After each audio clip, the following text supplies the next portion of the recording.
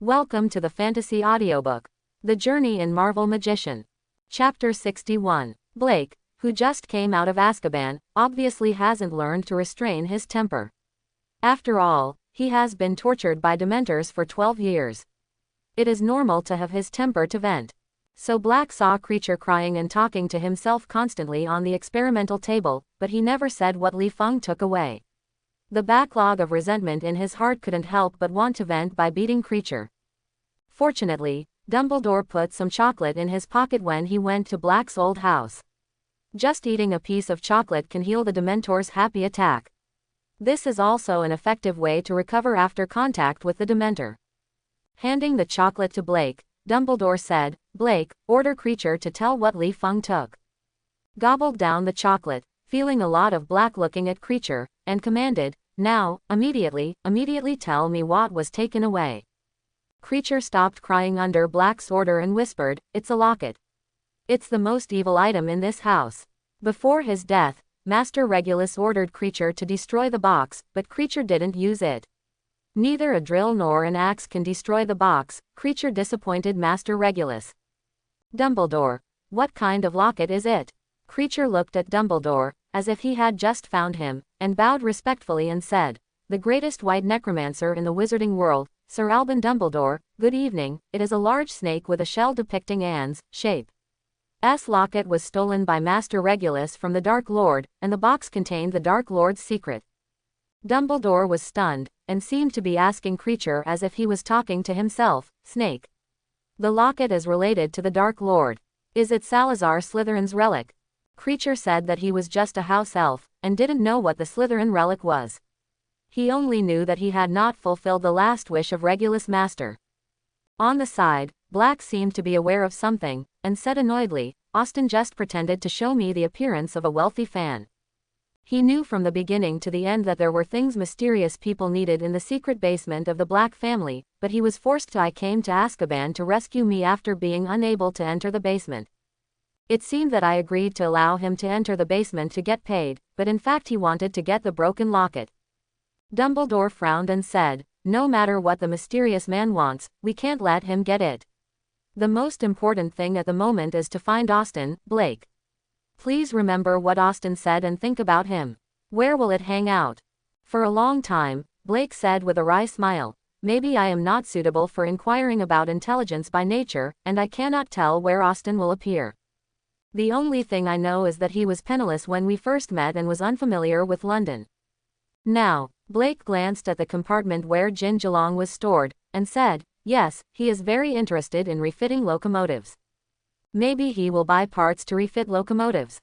Lupin, who was silently guarding Blake, said suddenly, "If Austin hasn't left London, we can find it in hotels and other places, but we don't know whether he will stay in the Muggle World Hotel or the Wizarding World. It's simple. After all, there are only so few." "Good idea." Dumbledore motioned to everyone to leave the basement and said, "I went to Azkaban to investigate how the Dementors were controlled. Lupin and Creature went to find Austin's whereabouts.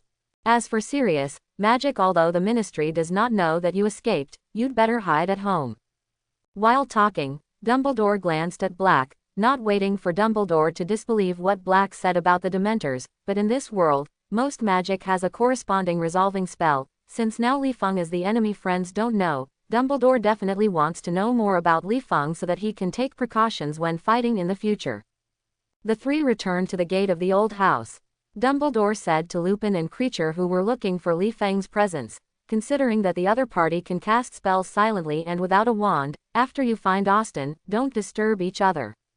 Focus on surveillance. Wait, I am making plans when I come back."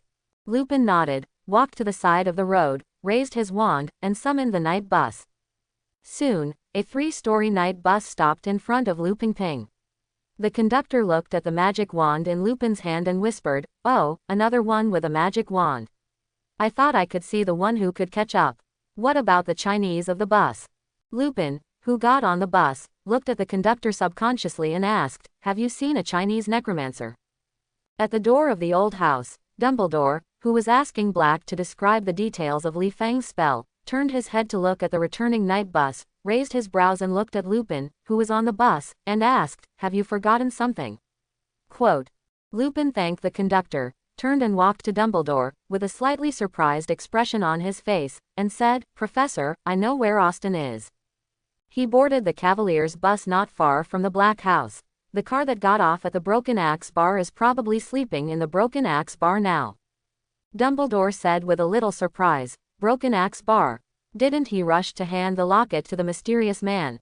Lupin shrugged and said, "I don't know this. Maybe the locket has been handed over to the mysterious man, maybe." After that, Lupin looked at Black and continued. Maybe Austria Sting was not a subordinate of a mysterious person, but simply saw a magic item on the experimental table, thought it was a precious item, and took it away. Dumbledore thought for a while and felt that what Lupin said was possible. After all, normal people would always be a little curious after seeing it. Say, let alone the locket is destroyed, it can't even be opened, this is still the house elves who can cast spells without a wand. Black realized what Dumbledore was thinking, and turned to Creature and said, "You go to the Broken Axe Bar. If Austin is in the bar, you will record his every move and wait for Dumbledore to get from Azkaban. Tell him everything when the class comes back." Creature nodded slightly and said to himself, "I am very happy to serve the Black family. I have work to do again." As soon as the voice fell, Creature disappeared in front of the three people in an instant, and appeared in the Broken Axe Bar again. He creptly looking for Austin in the bar room. After a while, Creature stood outside a room with a grin and listened. When Li Feng Roar was asleep, he was beating Roar. "This is Austin's voice. I heard him talking to the little master before. I remember this voice." After Creature talked to himself, he thought about Black's instructions, stare at Austin. It shouldn't be considered staring outside the door, but staring at Austin from the bedside. When Creature appeared in the room, Li Feng's roar grunt disappeared instantly. After traveling through several worlds, Li Feng has long been accustomed to staying on guard at Otherworld at all times. Even if he is lying on a soft bed, he still has the vigilance he should have. So when Creature suddenly appeared on the head of his bed, Li Feng, before opening his eyes, he stretched his hand to the long knife aside. When Li Feng raised his knife to see that he was a familiar house elf, he asked in an uncertain tone, "Creature, did Black ask you to come to me?" Creature, who didn't care when he heard the glass breaking sound around him, nodded slightly, and muttered in a low voice, "Mudblood, thief, you stole Master Regulus' locket."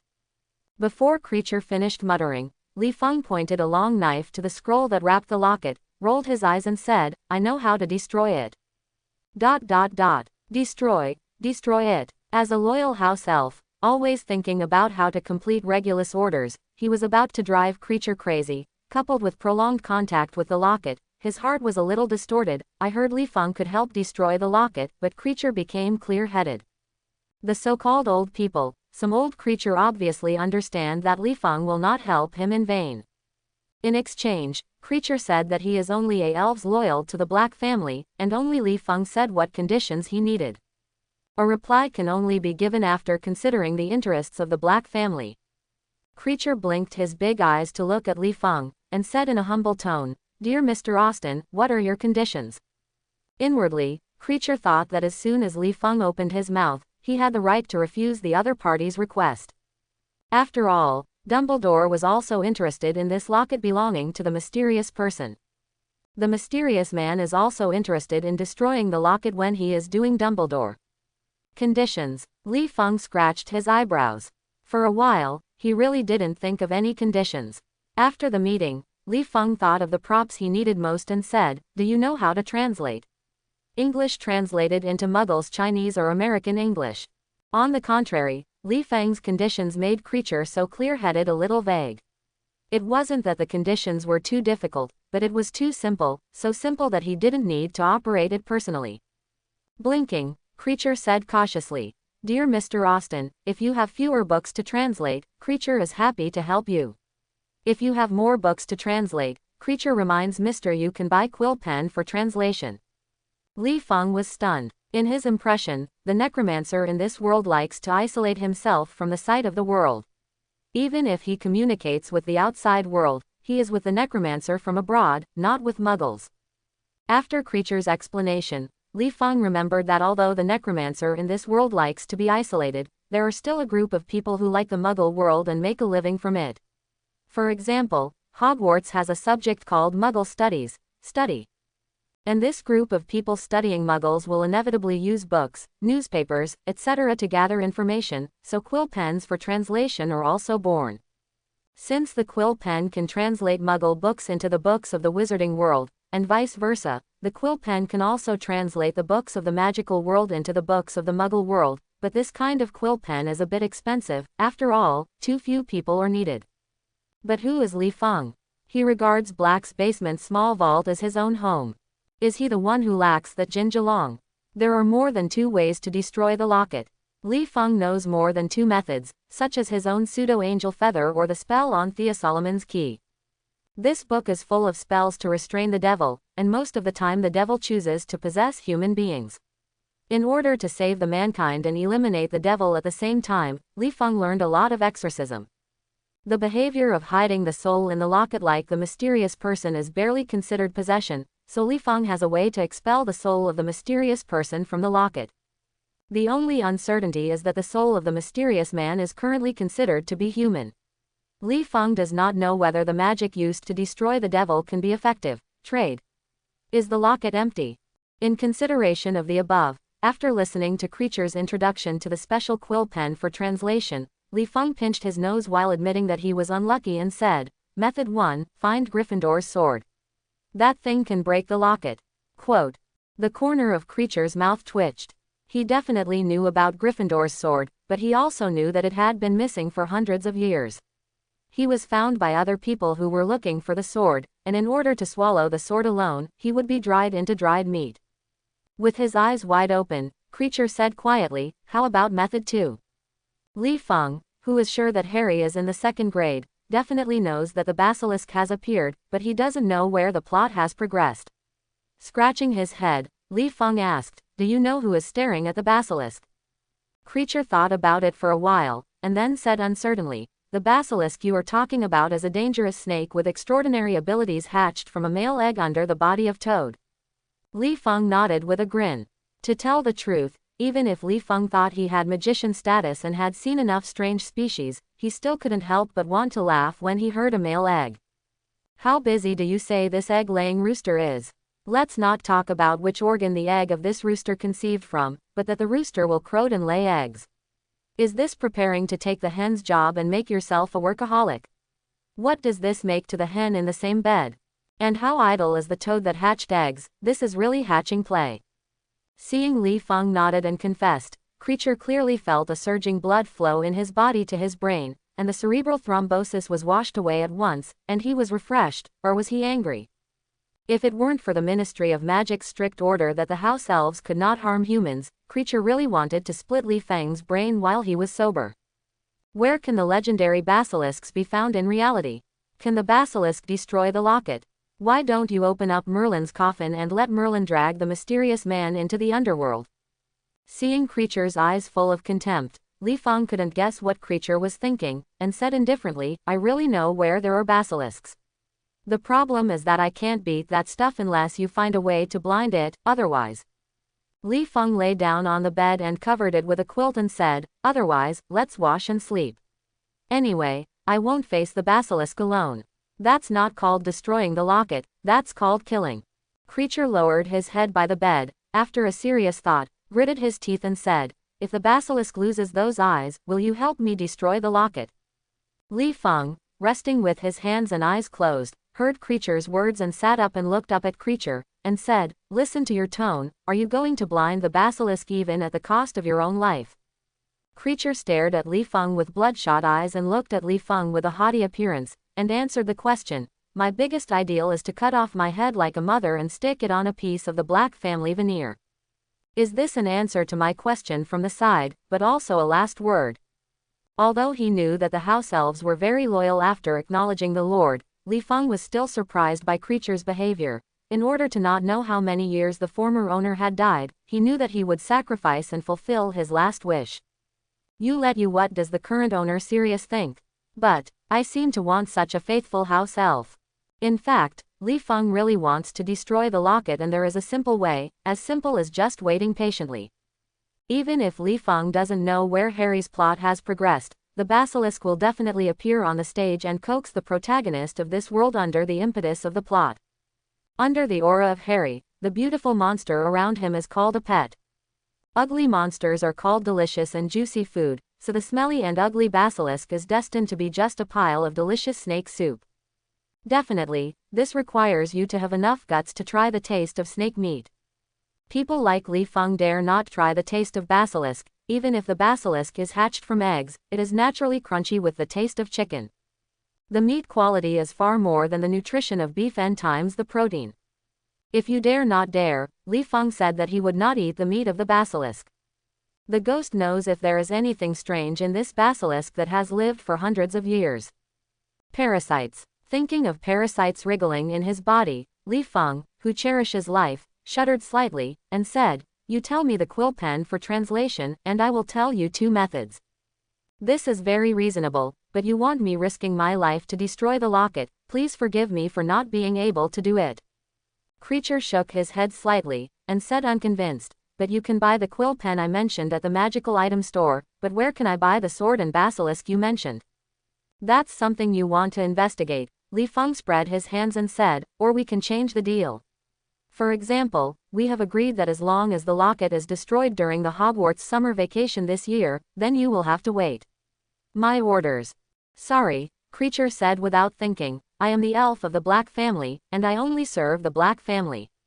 Although he knew that Creature could not be solicited in this way, Li Feng felt that it would be no problem to try it. Anyway, he would not get pregnant if he tried it. It was just that Creature's clean refusal made Li Feng somewhat unhappy. Don't ask what Sirius thinks. Some unwilling Li Feng still tried to seduce Creature, and said, "Perhaps Sirius is fed up with your neuroticism and agrees to transfer you to me." Creature was stunned. He knew how disgusting Sirius was for him. Now that Sirius knew that the locket belonged to a mysterious person, as soon as Li Feng started trading with the locket, Creature felt that he should change the owner 80% of the time. Creature was a little entangled. He originally planned to dedicate his life to the Black family, but now he destroys the locket according to Regulus's last wish and completes his last loyalty.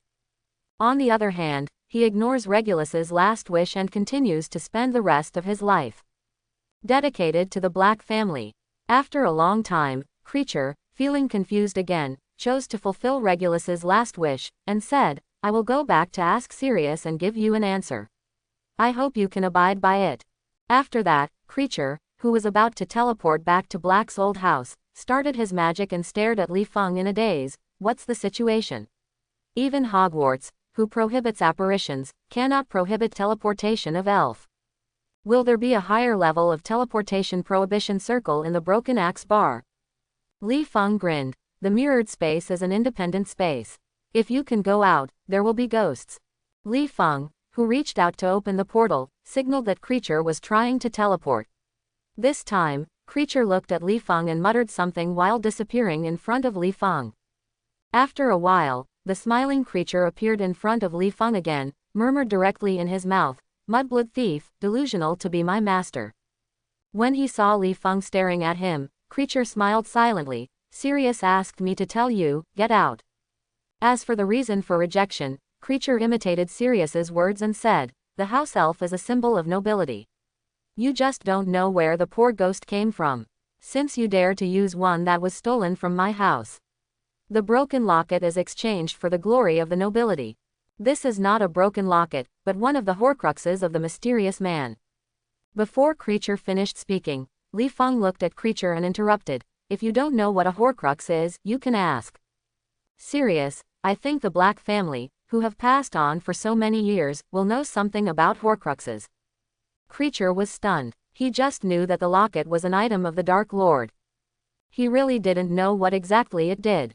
When Creature recalled what a Horcrux was, Li Feng continued, "Also, Sirius and I are the same. It was agreed that the things in the basement belonged to me when I took them, so strictly speaking, the locket is my reward for saving Sirius from Azkaban. It belongs to me, and I cannot be described as a thief. Also, Creature, we agreed that I will destroy the locket for you during Hogwarts summer vacation, instead of handing it to Sirius as a condition of exchange for you. If you want the locket, then wait. Let me add conditions.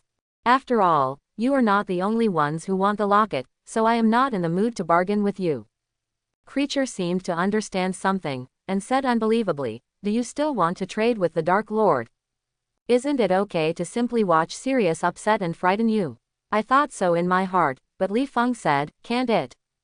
Having had the experience of banning teleportation before, Creature understood that Li Feng was not someone who had no strength to fight back, especially when he thought of his former owner's life before stealing the locket, but Li Feng was going to trade with the mysterious person. This made Creature feel that his brain hurts, it hurts. With his head drooping, Creature disappeared in front of Li Feng again, ready to convey to Sirius Li Feng's intention to trade with the mysterious man and tell him the secret that the locket is a Horcrux. Not long after leaving Li Feng's room, Creature appeared again in Li Feng's room with the two in the shape of pin. Creature, who had just appeared, hid behind the two with a grieved expression. He clearly understood that he would leave the Black family with a high probability and followed behind Li Feng, who did not know him. The old acquaintance Sirius stood in front of Li Feng with a grim expression. Needless to say, looking at Sirius' expression, he knew that the other party understood Horcrux. That's fine, it saves me the trouble of explaining. Seeing that Sirius still did not take out his wand, Li Feng's mouth twitched slightly. If Sirius took out his wand and pointed at him, although Li Feng felt that he had the capital to fight against each other, there were still troubles. After all, what Sirius said, too.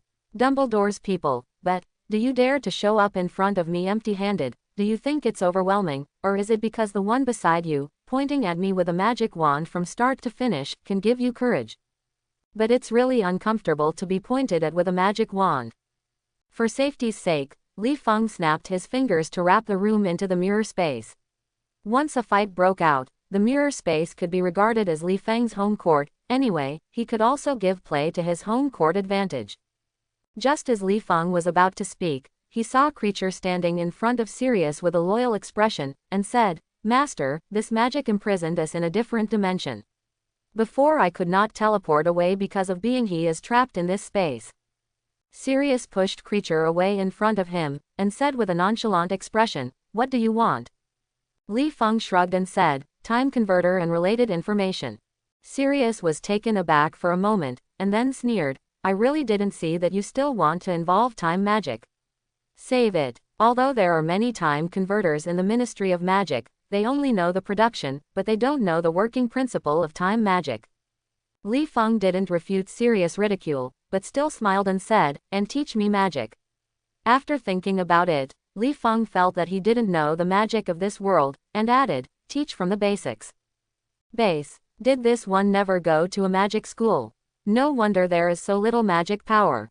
Lu Ping squinted his eyes, and while looking up and down Li Feng, he asked curiously, I can teach you basic magic, but you have to explain your origins. Li Feng looked at Lu Ping and asked, who are you? Remus John Lupin. Lupin said calmly, you can call me Lupin. Werewolf Lupin. By the way, the teaching level of this person is indeed good.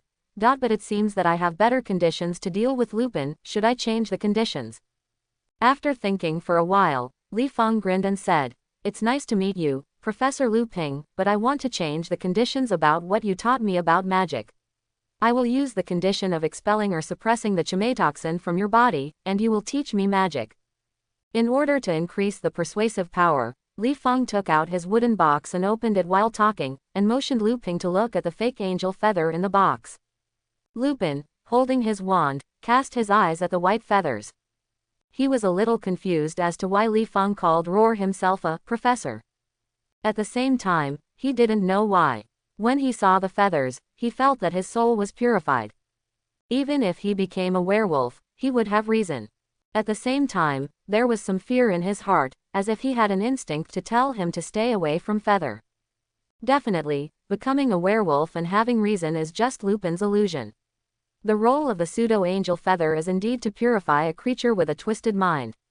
As to whether the creature can withstand the purification energy, this is not within the scope of feathers.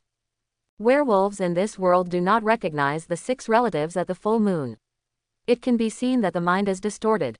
So for normal Lupin, feathers are not very useful, but at the full moon, they will still kill Lupin accidentally. Frowning, Lu Ping looked at Li Feng and asked, what is this? After closing the wooden box, Li Feng took out the matchbox file-size magic book from his pocket, enlarged the magic book to normal size in front of everyone, and opened the pages of the book and said, "That's a pseudo-angel feather, a kind of a prop that specifically restrains mind-twisting creatures."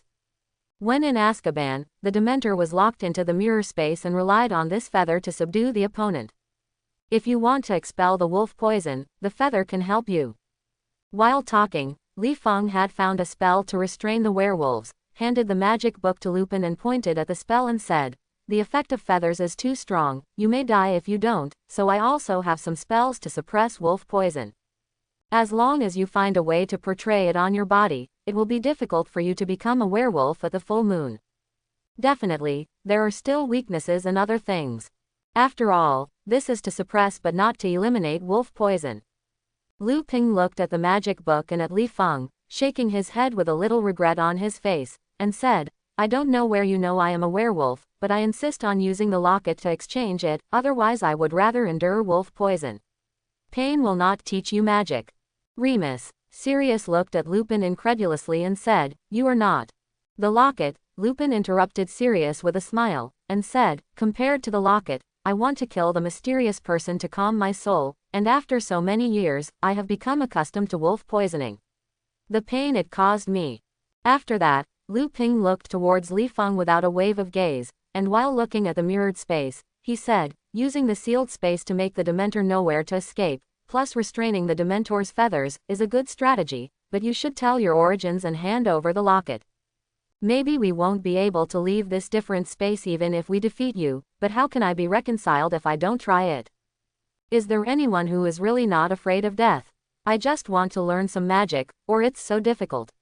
Li Feng looked at Lu Ping with a slight eyelid, trying to see the softness from the opponent's eyes, but he couldn't see anything except life and death. For a long time, Li Feng shrugged and said, "Use the locket to change the time converter and teach magic, and creature, there is no doubt about this, right?" Sirius and Lupin looked at each other. They nodded and glanced at Creature, who silently bowed their heads. Regarding Creature's change of ownership, they had no objection from the beginning. Human Horcrux is important. As for my origin, it is not impossible to tell you, but it is not that I despise your closed magical world. You must first understand the parallel universe to understand my origin." Seeing the two of them looking confused, Li Feng was thinking about, "It really is so," while enduring the urge to roll his eyes to explain to them what a parallel universe is. When watching Harry's movie, Feng Li only knew that necromancers either looked down on muggles or were afraid of muggles, but for this reason, it was a bit speechless to not even pay attention to some scientific theories. In this regard, Li Feng couldn't help but imagine that in the past hundreds of years in this world, humans have begun to move to space. This group of necromancers went out and took a look. Hey, what about muggles? Why are there necromancers left on the whole earth? For a long time, Lu Ping took the lead in digesting Li Feng's words and said in a contemptuous tone, "If you just say that you are not a person in this world, you can't stop it. Why are you talking about the universe?"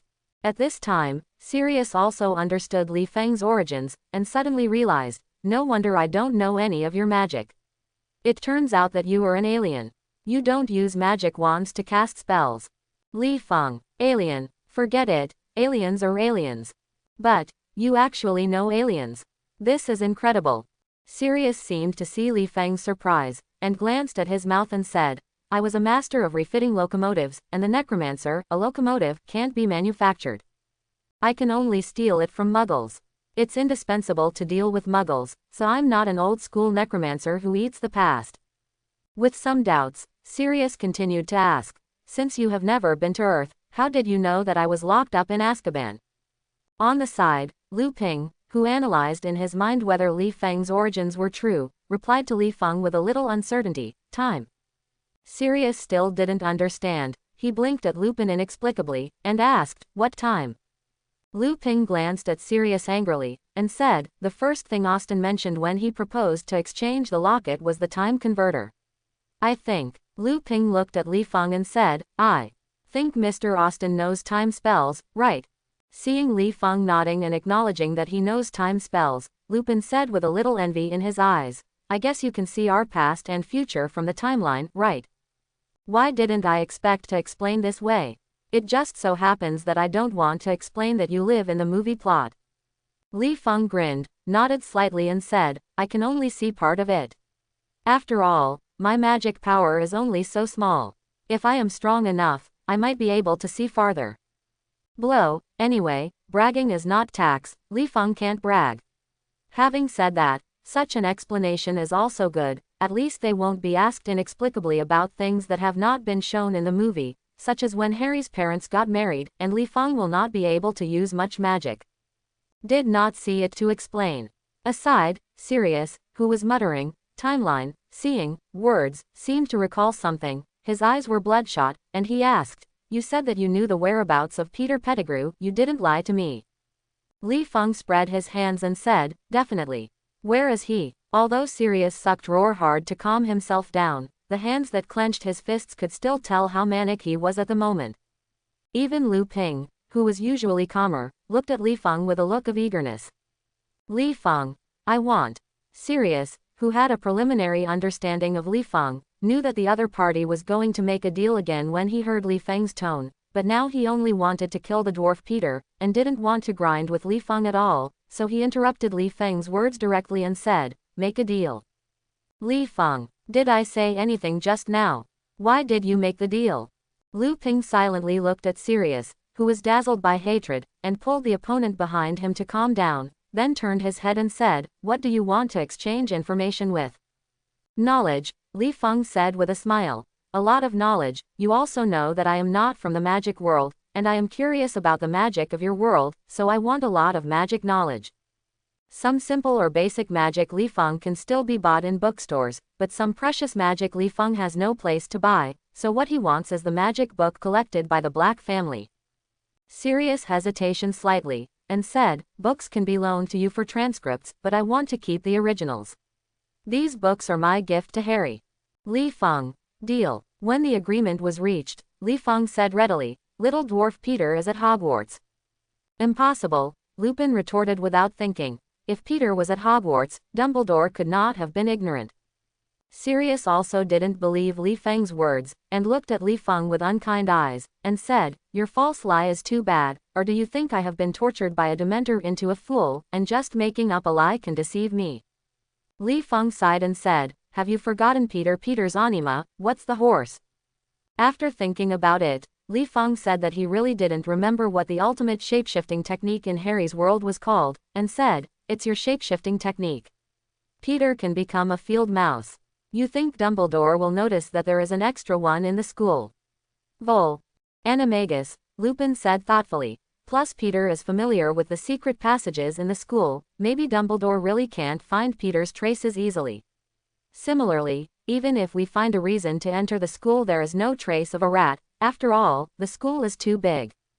Sirius didn't believe Li Feng's words. Nunu said, what is the difference between what you said and what you didn't say? I have to take advantage of the precious magic of the Black family. Unless you find out Peter Pettigrew, the transaction will be cancelled. It's not impossible for me to go to school to find the little dwarf, but now there is a basilisk haunting Hogwarts, is there a little less code to copy books? Li Feng scratched his eyebrows, and said, little dwarf is now Ron Weasley's pet, a pet mouse without a finger. It is said that little dwarf is a graduate of Gryffindor College. He just became a field mouse. Weasley's family has been hiding for 12 years, and this courage and perseverance is nowhere to be seen. Anyway, I can't turn myself into a mouse, so I think it's 12 years. Ron Weasley, lack of fingers. 0.12 years. Li Feng's introduction to Pettigrew made the two believe that Pettigrew was in school. At the same time, the two suddenly realized something. After a glance at each other, they said in unison, Harry is at school, he is in danger. The flustered Sirius bared his teeth and said, we will go to school right away. You protect Harry, and I will kill Peter. The calmer Lupin grabbed Sirius and looked at Li Feng and asked, did you see Peter hurt Harry? Afraid that Li Feng didn't know who Harry was, Lupin added, Harry has a lightning-shaped scar on his forehead. The little boy is also a second-year student at Hogwarts.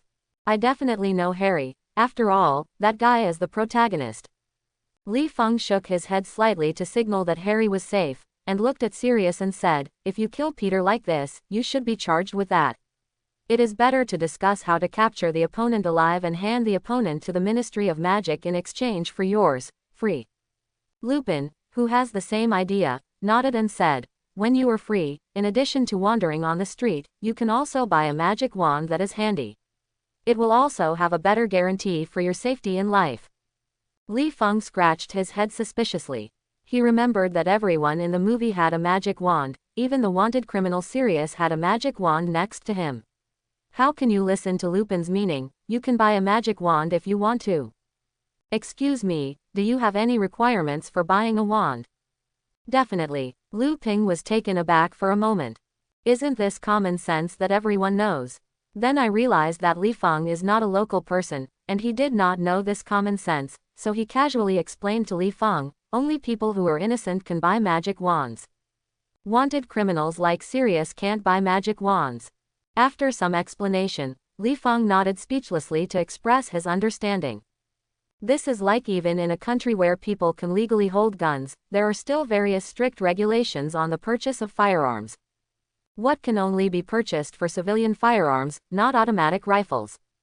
Wait, the ultimate goal is to prevent criminals from randomly acquiring powerful weapons. The wand is not as simple as a civilian firearm for Necromancer.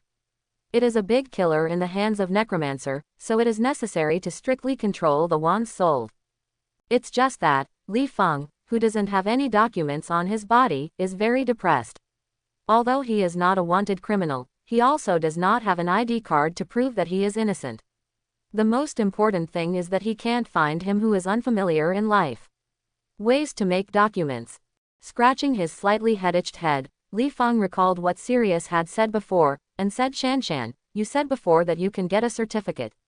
Just help me get a certificate. Sirius grinned and said faintly, what do you use in exchange? This sounds familiar. Ma Dan, isn't this what I told you? Li Feng looked at Lu Ping speechlessly, and said, I use the spell to suppress wolf poison to exchange for a legal certificate and materials used to modify the car. After thinking about it, Li Feng felt that he was a bit disadvantaged.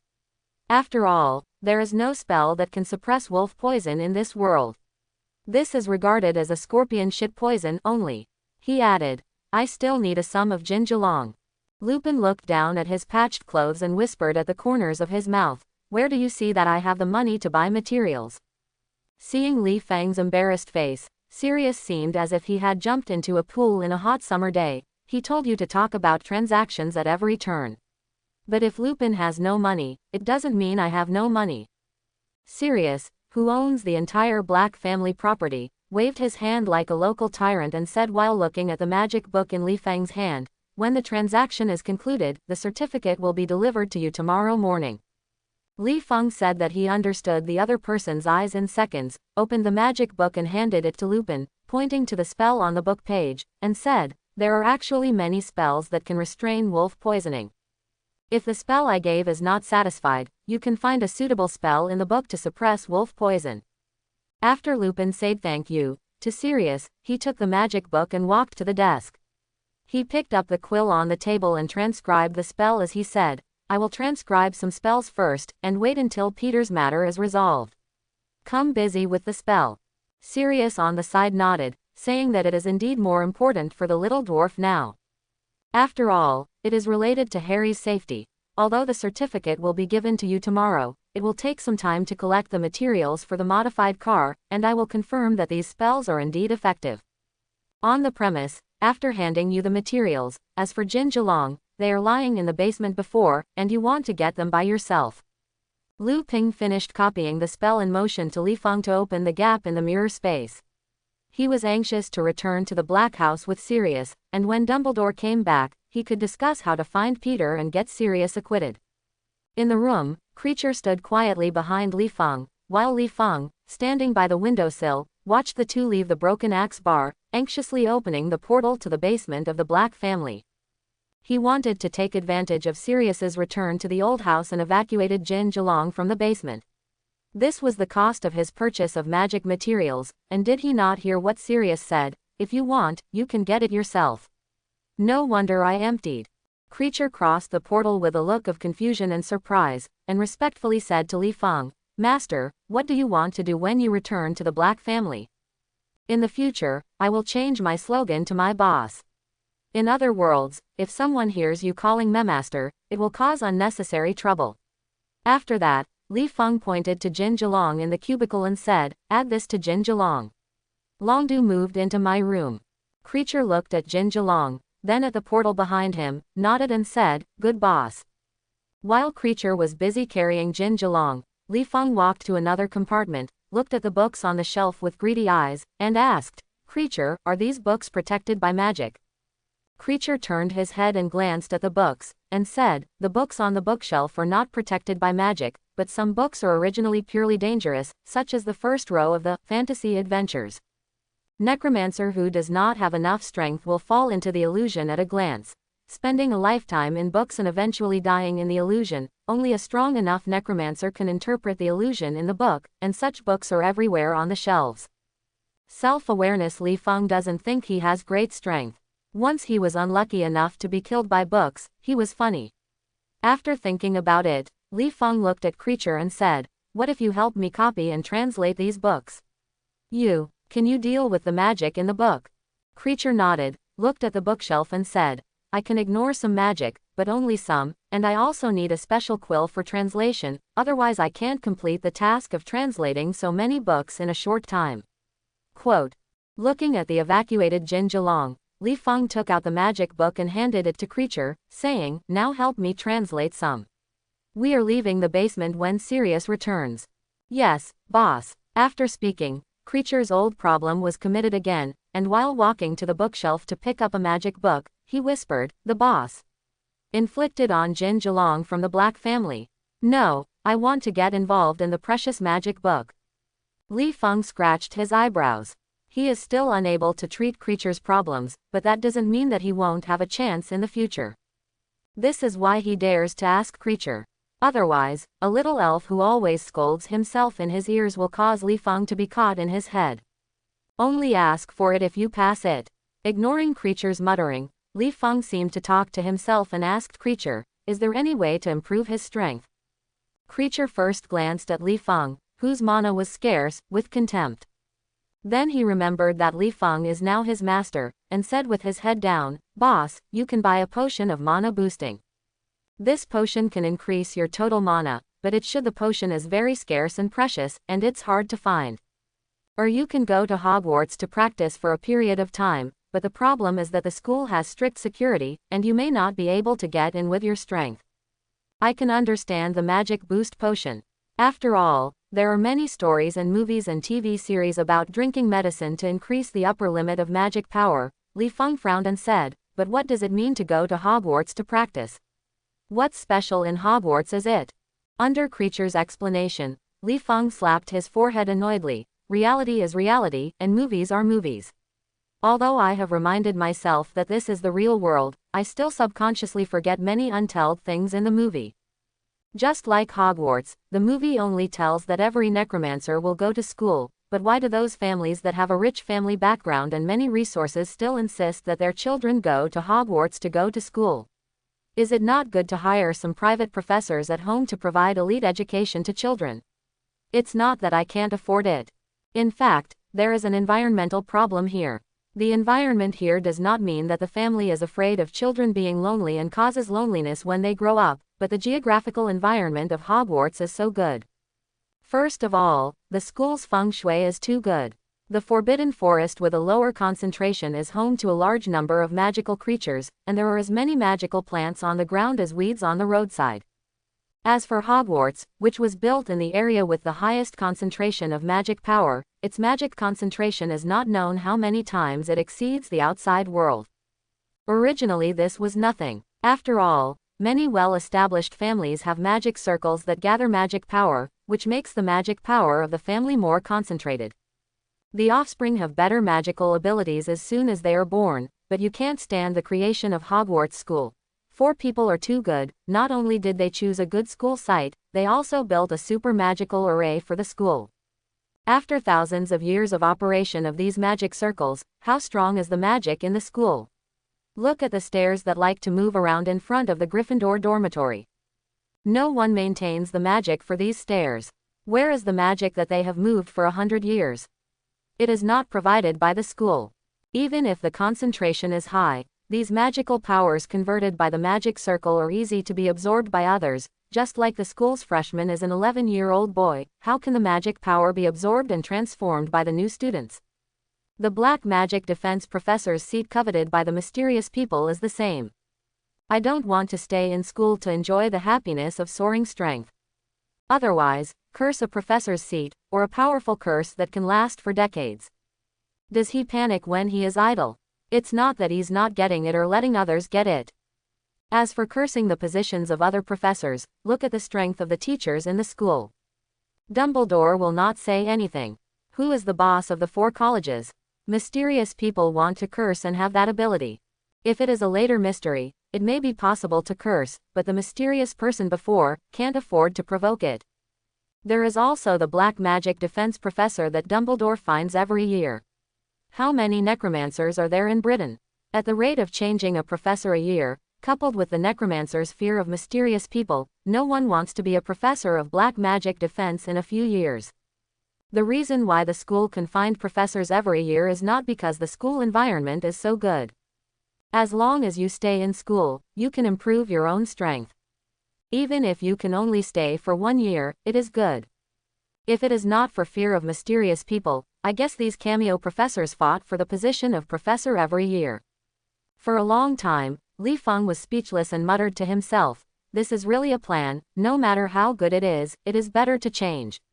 After talking for a long time, I have to go to school if I don't want to participate in the plot." Basilisk, Basilisk, when are you? Are you hung up? Creature, who was really immersed in transcribing books, suddenly put down the books in his hands, looked up to the ceiling, and said, "Boss, Sirius is back." Back, Li Feng waved his hand, put away the magic book and said, "Then leave and wait for the next time you buy all the props and come back to copy." In the early morning of the next day, Li Feng, who was still asleep, smelled the sweetness of butter bread, and Li Feng, who was rolling his eyelids after using a lot of energy, heard Creature say, "Boss, I don't know you like it yet. What to eat? I made bread and milk for you myself, and if you don't like it, I'll change it right away." Li Feng waved his hand. Regarding food, Li Feng, who is used to wandering, said that he is not picky about food, as long as he eats it. I haven't seen what he used to eat, compressed biscuits and canned food. After washing, Li Feng bit the bread and drank a glass of milk. Not to mention, Creature's craftsmanship is really good. The bread is soft and delicious. Thinking about how he will taste Creature's craftsmanship in the future, Li Feng said that he wouldn't be able to switch to Creature deficit. During the meal time, Li Feng turned his head to look at the full house of Jinjulong, frowning and said, "Creature, before going out, buy a suitcase with enough space for me. As for the cost, you take it yourself." When Li Feng was full of hiccups, Creature was holding a package and dragging a man's luggage. "Come to Li Feng. Boss, this is a package from Sirius." Li Feng took the package and opened it, and glanced at the ID inside the package. This is a temporary certificate issued by the Ministry of Magic. It tells that Li Feng was a necromancer who was traveling, but his hapless luggage was stolen. He applied for a temporary certificate at the Ministry of Magic for unnecessary trouble. As for the authenticity of the document with nose and eyes, Li Feng said he couldn't tell, but for Li Feng who wanted to buy magical items such as magic wands, this document was enough. After putting the ID with him, Li Feng looked at the suitcase in front of him speechlessly, saying it was a suitcase, but in Li Feng's eyes, what kind of suitcase was it? It was just a coffin standing upright. Look at the way the suitcase is opened. Especially after erecting, the box cover is opened like the coffin board. The only relief is that the space in the box is really large enough. It is estimated that after installing 2 baskets, you can come to a basketball game. After ordering Creature to load Jinjulong into the suitcase, Li Feng, who was in a good mood, whistled and pushed open the door. He had planned for a long time for today's purchase.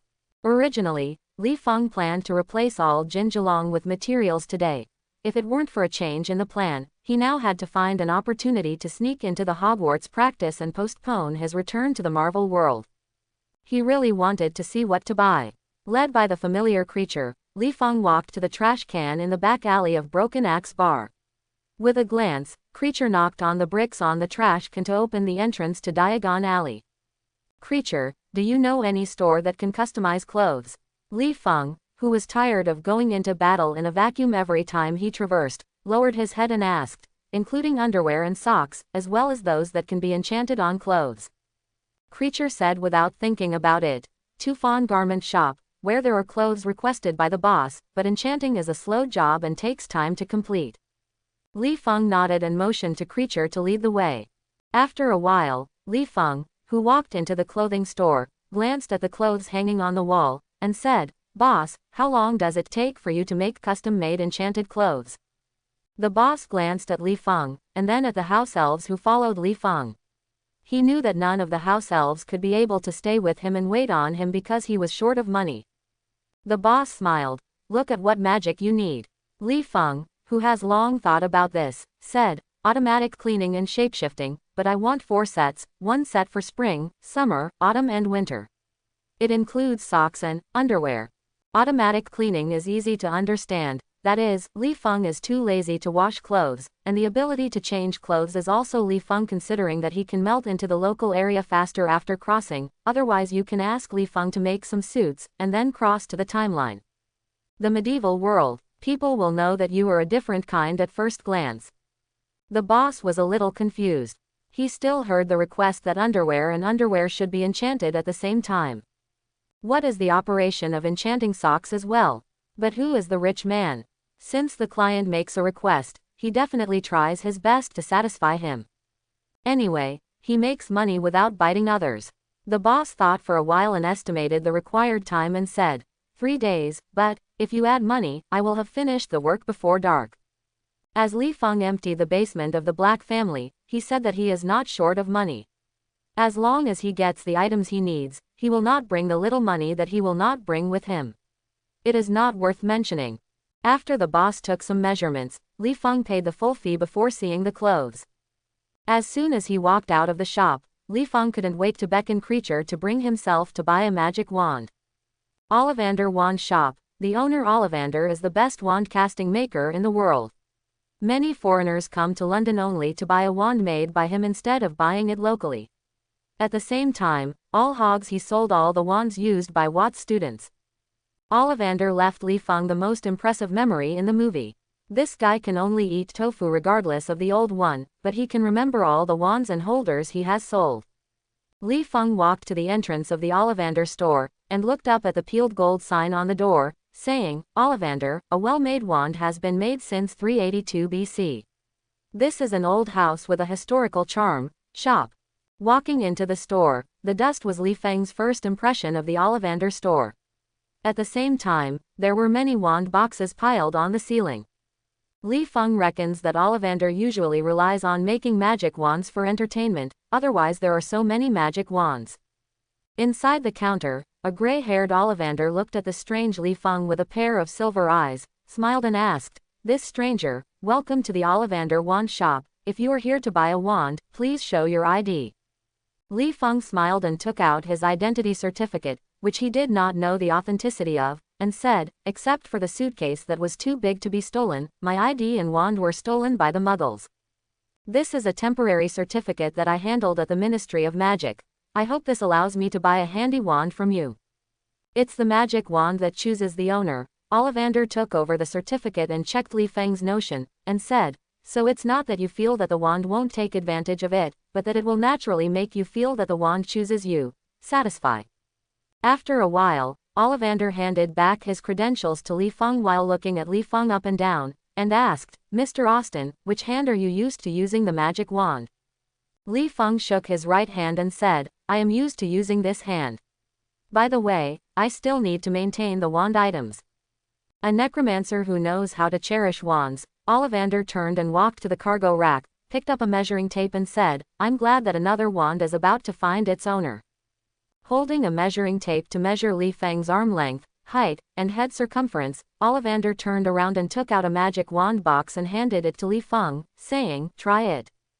Li Feng looked at the black and shiny wand. His first feeling was that this wand was too ugly, but who made Ollivander insist on choosing the owner of the wand? Li Feng could only pinch his nose and pick up the wand.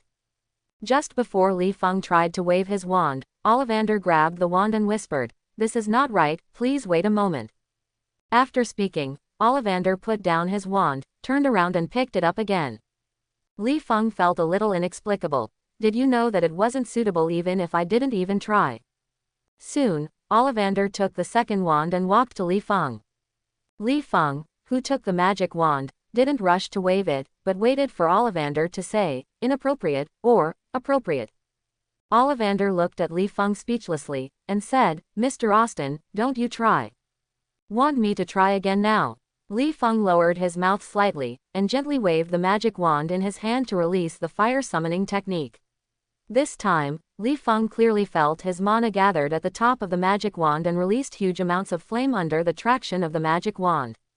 Li Feng swears that at first he only wanted to summon a small flame to light a cigarette, but he really didn't want to summon a fire that was about to reach the ceiling. Li Feng put down his magic wand in a hurry, looked up at the slightly blackened ceiling, and said apologetically, sorry, I will compensate. Ollivander shook his head slightly, raised the magic wand in his hand to release, recover as before, to the ceiling, and said, it's okay, I think I know which magic wand you should use. After speaking, Ollivander drew a wand box from the corner of the counter and said, this wand was made with some accidents. I thought it would be difficult to find a master for him. While talking, Ollivander opened the box and handed a light gray magic wand with a dark gray pattern to Li Feng, and said, the stick wood is a sycamore wood, and the center of the stick is yi cheese. Lanugo. Li Feng said that Wudongmu knows himself, but he hasn't heard of yechi or anything, but is it important to be a stick? As long as it is suitable for his own use, Li Feng doesn't mind even if the rod is the fly's leg hair. With a wave of his magic wand, Li Feng released a fire calling technique once, and saw a group of dove egg file-size orange-red flames floating steadily on the top of the magic wand and wandering along with Li Feng's command. Li Feng extinguished the flame with satisfaction, and said sincerely to Ollivander, thank you. With a slightly complicated expression, Ollivander took out the props for Li Feng to maintain his magic wand, and said, the wood will survive for a while after the tree is felled, just like grafting plants, only those active branches can be grafted successfully. The wood needed to make the wand must be alive, or the wand must be active, but your wand is different. It loses its vitality a second before I put the wand, it can be said that this is a dead one. Sycamore wood. The legend says that a phoenix is not a phoenix tree does not dwell. In the eyes of some people, the phoenix tree has the same meaning of rebirth from the fire, but you, the stick wood that originally represented life, now represents death, and... Ollivander paused, handed over the props for maintaining the wand to Li Feng, and continued, the creatures like Ichi are very unlucky in the eyes of some people. They think it will bring terrible disasters to those who see them. This kind of creature can only be seen by those who have witnessed death with their own eyes, but this does not prevent them from representing death when they reach adulthood, but the heart of your rod, it is the lanugo that represents a life coming into this world when the Ichi was born. The most important thing is that when I thought the magic wand failed to make, and I didn't give up on putting the core of the wand on the stick, the two were perfectly integrated. Listening to Ollivander's inexplicable remarks, Li Feng scratched his eyebrows and said, the stick wood that originally represented life now represents death, and the stick that originally represented death now represents life. Ollivander nodded, and said with some confusion, I'm very curious about what kind of person Mr. Austin is and why a wand of life and death would choose you. I also want to know why.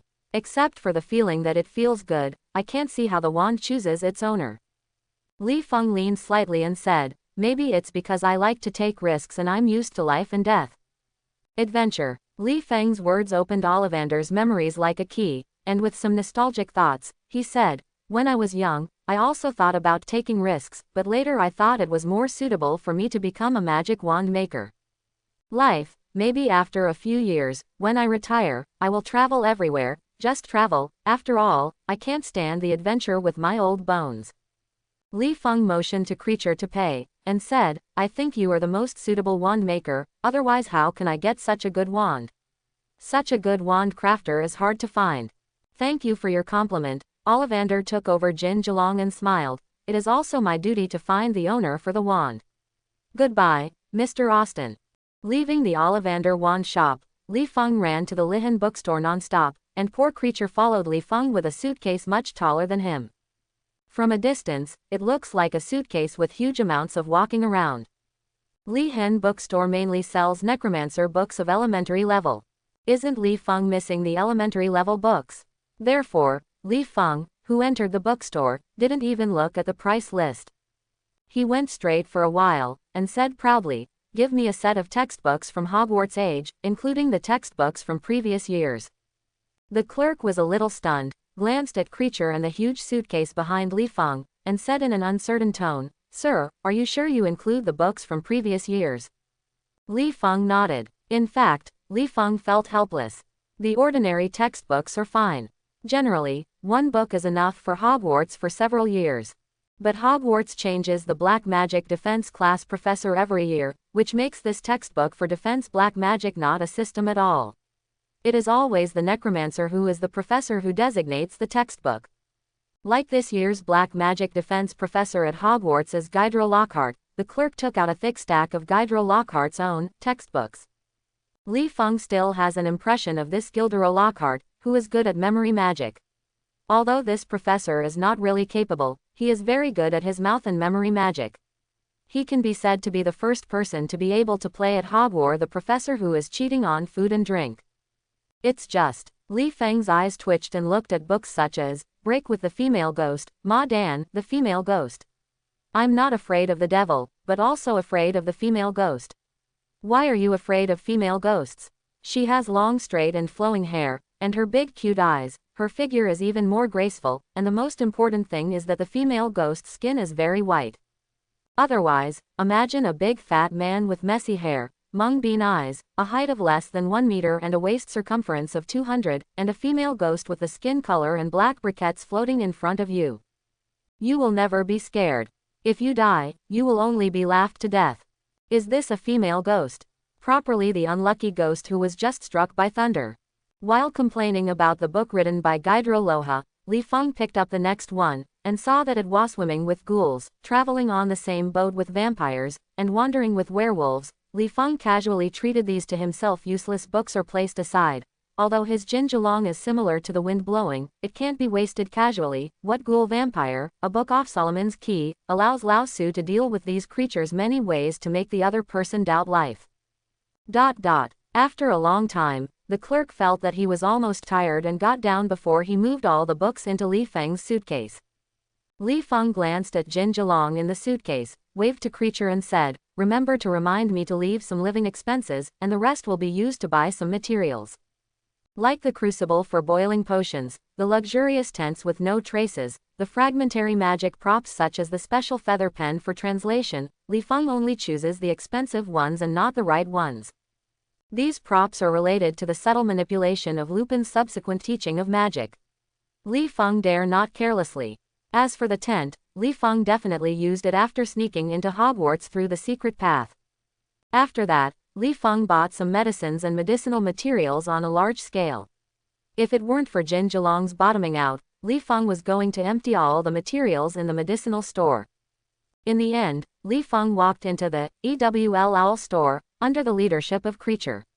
Originally, the owl was not on Li Feng's shopping list, but he couldn't stand Li Feng and stayed in this world for as long as possible in order to improve his strength.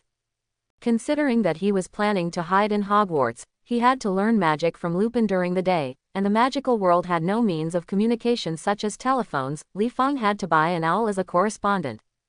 As for why Hogwarts, who is staying forbidden from apparition, suddenly appeared in front of Lupin, Li Feng didn't bother to think about it. Knowing that Kamataja's portal could be opened across planes, Li Feng would still be afraid that he would not be able to get out of Hogwarts. Here. The only trouble is that Li Feng hasn't thought of where to hide. The original Basilisk's den is pretty good, the place is wide and hidden, but the basilisk is not yet known whether it has been killed. Li Feng can only exclude the Basilisk's den, waiting for Harry to settle down at the Basilisk's den after the summer vacation. Walking into the dark owl shop, Li Feng knows that the dim light in the shop is to match the owl's daily life habits, but the dark one can't see what the owl looks like.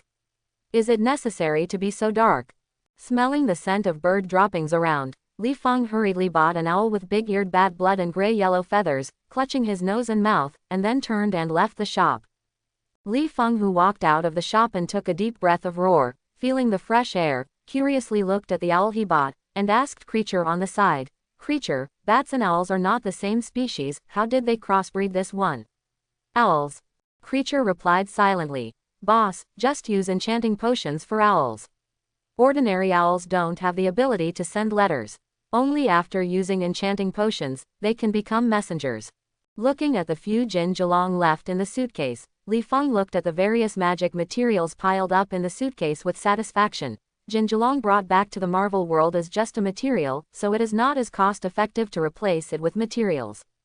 I'm saying that Jin Zilong was originally not mine, so it feels really, so refreshing.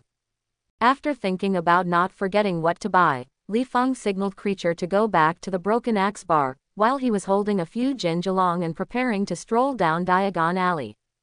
If Li Feng has enough strength, then it would be nice to stroll around Knockdown Alley to find some black magic items, but now, Li Feng, who has just left the rookie ranks, said that he should look at the flying scanner to satisfy his curiosity. As for buying the flying broom, Li Feng thinks it's forgotten, because it is unnecessary and cost-effective. He really has no interest in riding the broom in the radar-ravaged world. What should I do if he is beaten down by someone?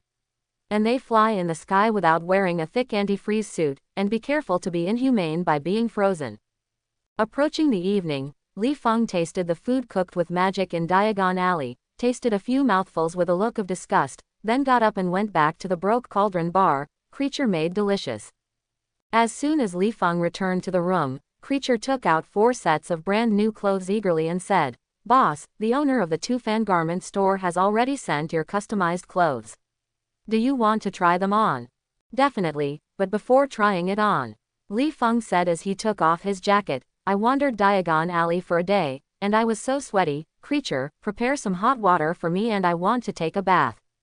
Creature, who prepared hot water and a bathtub after he was busy, immediately turned into a scrubber after Li Feng comfortably soaked in the tub, rubbing Li Feng up and down cleanly. After a long time, Li Feng, who had been washed for nothing, put on a fitted suit and had a stinky meal in front of the mirror. Aside, Creature looked up at Li Feng and asked curiously, Boss, why do you want to buy 4 sets of clothes? Isn't it enough to buy 2 sets of clothes with thermostat magic? Li Feng's eyes jumped slightly and looked down at Creature. I forgot. You can't say it earlier. Saving money for 2 sets of clothes, and allowing me to buy more medicinal materials. In the evening, while Li Feng was still soaking in the tub, Dumbledore returned from Azkaban to Black House. After Dumbledore rang the doorbell, Lupin opened the door, turned sideways to open the passage to signal Dumbledore to enter the old house, and asked, Professor, how did you check? Dumbledore shook his head slightly and said, Austin's method of controlling the Dementor is more troublesome than I thought. I only know that this is a black magic, and the Dementor is not Austin's pet. It's a slave whose life and death are controlled by Austin. As for cracking the spell, I don't have any ideas yet. Maybe I need to talk to some old friends or ask Austin directly. While talking to Dumbledore in the restaurant, he saw Sirius with a gloomy expression at the table, ignoring the scorched food on the table and pouring wine into his mouth, blinking and asking Lupin next to him, what's wrong with him?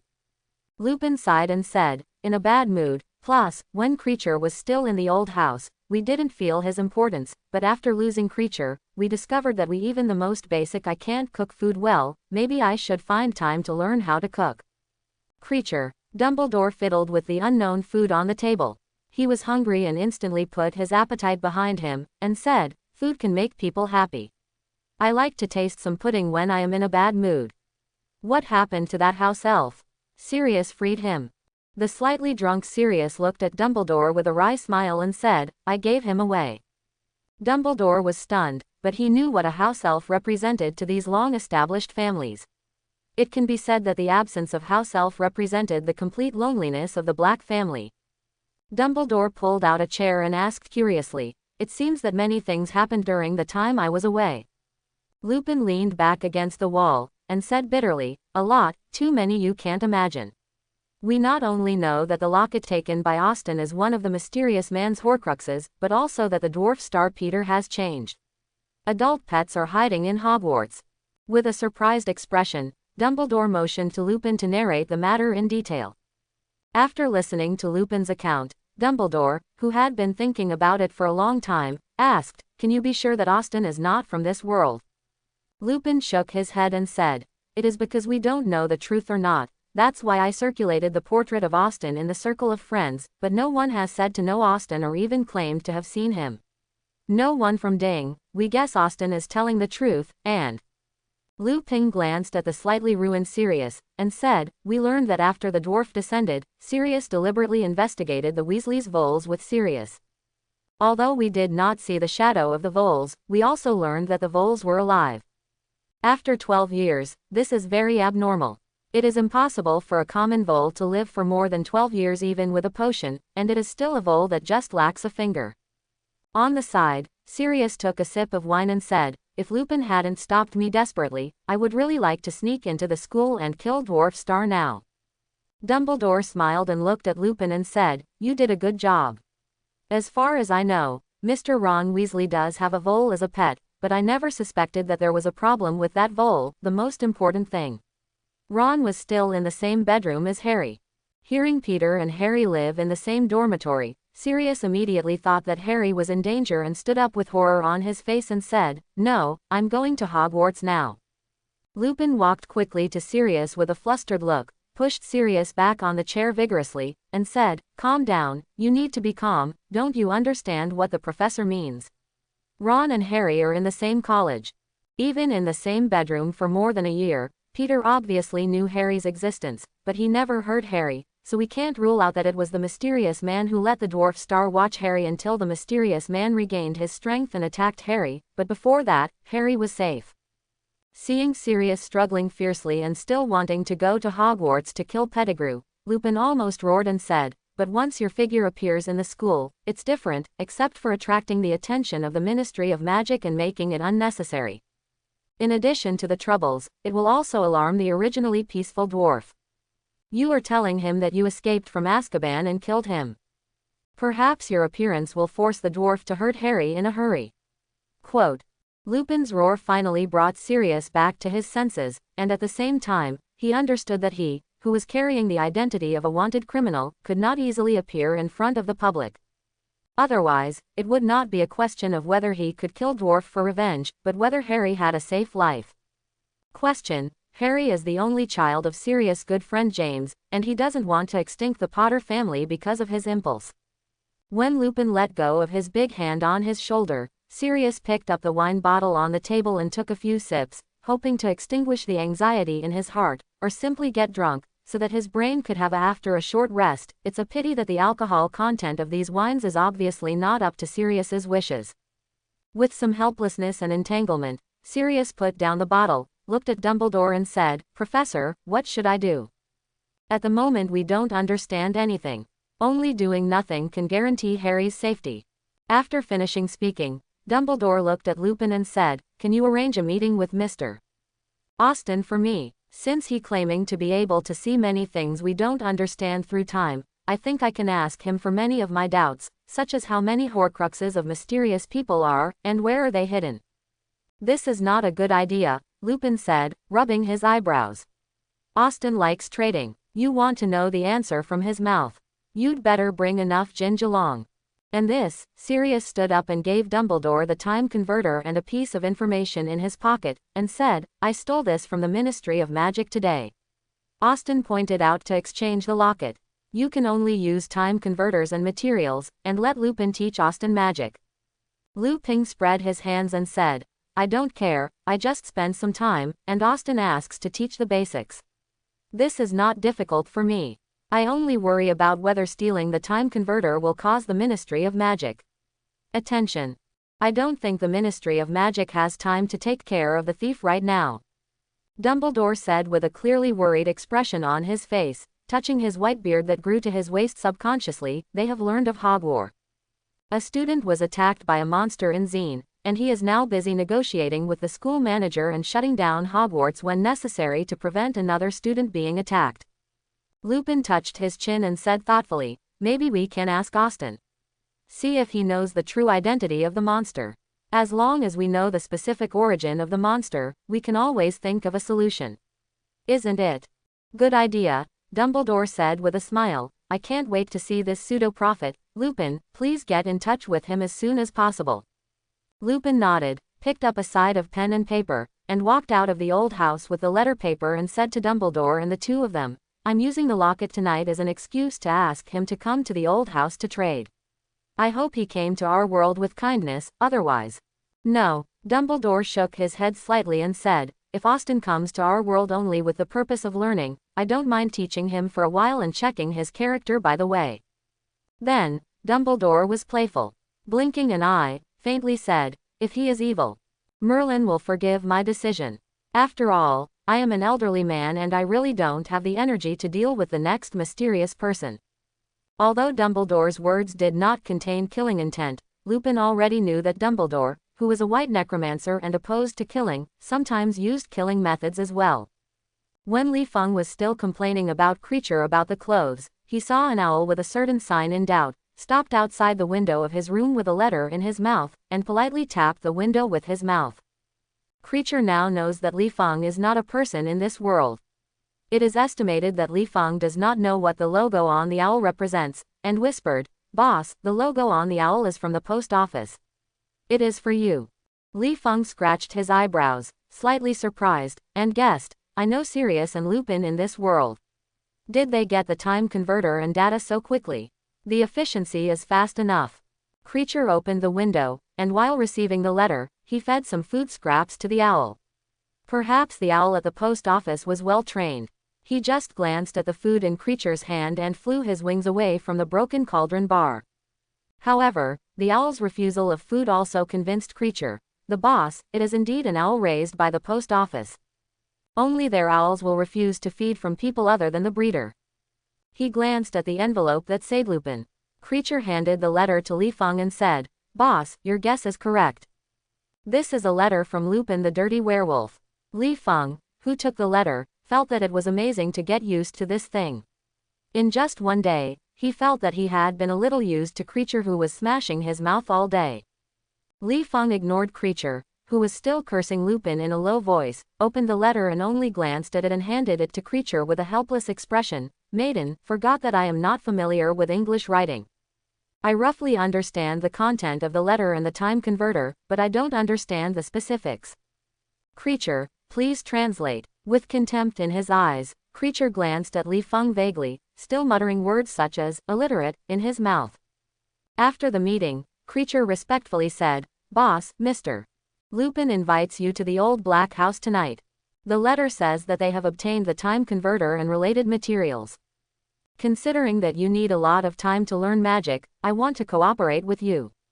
You talk about trading the locket first." After speaking, Creature looked at Li Feng with expectant eyes, and said in a hesitation, "Boss, when shall we return to Black House?" "Back." Li Feng frowned. "Although he knows the loyalty of the house elves and Creature's mind is a bit old-fashioned, but I am still loyal to me now. What does it mean to go back to Black's old house? People are unhappy." Li Feng squatted in front of Creature, and said in a stern tone, "Creature, Sirius has transferred you to me, so you are no longer the elves of the Black family, but my house elves, you understand?" Creature lowered his head and nodded with a hint of grievance and horror, "Yes, boss." Definitely, Li Feng also knew that there were some things in a hurry. At least it was difficult for Creature to completely forget the Black family before he cured Creature's neurosis, so Li Feng just gave a warning and didn't say much. "Creature, take the locket," Li Feng said as he opened the portal to Black's old house. "We will go and complete the transaction now." When Li Feng crossed the portal and came to Black's old house, his face suddenly became a little embarrassed when he saw the people who greeted him. Li Feng looked at Sirius with a big drink, and then at Dumbledore who looked at the portal with a smile. Li Feng couldn't help but vomit. "When I was locked in the basement before, I thought Lupin was the reinforcement you called. Now it seems that Dumbledore is the reinforcement you called." Or after Sirius knew that I was not a member of this world, he specifically notified Dumbledore and asked this big man to check my details. "Do you count as anti-aircraft guns for mosquitoes?" As soon as I walked out of the novice village, I had to face the big boss Lao Dang. It will take me a long time to explain the fact that someone ingests the god's telekinesis. Dumbledore seemed to see that Li Feng was a little nervous when facing himself, and said with a smile, "It looks like you know me, but please allow me to introduce myself. I am a first-class Merlin Medal winner, Abuna Dumbledore. Nice to meet you, Mr. Austin." By the way, your clothes are beautiful. Me too, I'm glad to meet you. Li Feng reached out and shook hands with Dumbledore, looked down at the clothes that changed into a casual suit and said, I like this suit too, but is your self-introduction too good? Are you humble? As far as I know, your title is more than just a Merlin Medal winner. Dumbledore raised his eyebrows, and while observing Li Feng's mana carefully, he put on a proud expression on his face and said, Really, has my name passed to multi-universe? Sure enough, old comrade Dang already knew that I was not from this world, and Dumbledore knew multi-universe. Li Feng glanced at Lupin and Sirius, turned his head and said to Dumbledore, How do you know about multi-universe? It seems that your magical world is a relatively closed world. Dumbledore smiled mysteriously. His friend and elder Nicole LeMay said that death is just the beginning of another adventure, and Dumbledore doesn't know Muggle necromancer at all, so he started from here many facts were guessed in the words. It's just that Dumbledore didn't explain anything to Li Feng. Sometimes maintaining a sense of mystery is also an invisible deterrent. Dumbledore took out the time converter and a pile of materials and put them in front of Li Feng, and said, Can you tell me about Horcrux and Pettigrew? There is nothing to say about the little dwarf. Li Feng just said what he had said to Lupin before, but Li Feng was a little blinded about the Horcrux. He only remembered the general plot of the movie, and forgot all the details, like a Horcrux. He only remembered that it was related to Voldemort's resurrection, and he didn't remember the specific point. After thinking about it, Li Feng said honestly, I don't even know what Horcrux is. I only know that Voldemort has made 7 of them. One of them is a locket. After recalling the plot, Li Feng, who had other plans, signaled Creature to pass the locket to Dumbledore, adding, I didn't know this was a Horcrux until I saw the locket. Can you see that this is a Horcrux? Dumbledore turned the locket with his wand in a little surprise, and said, If you hadn't told me that this was a Horcrux, I wouldn't pay attention if I was careless. This ordinary-looking locket, I am curious, how do you see it? Hooked. Li Feng took out his own Matchbox file-size magic book and restored to its original appearance in Dumbledore's very interested eyes.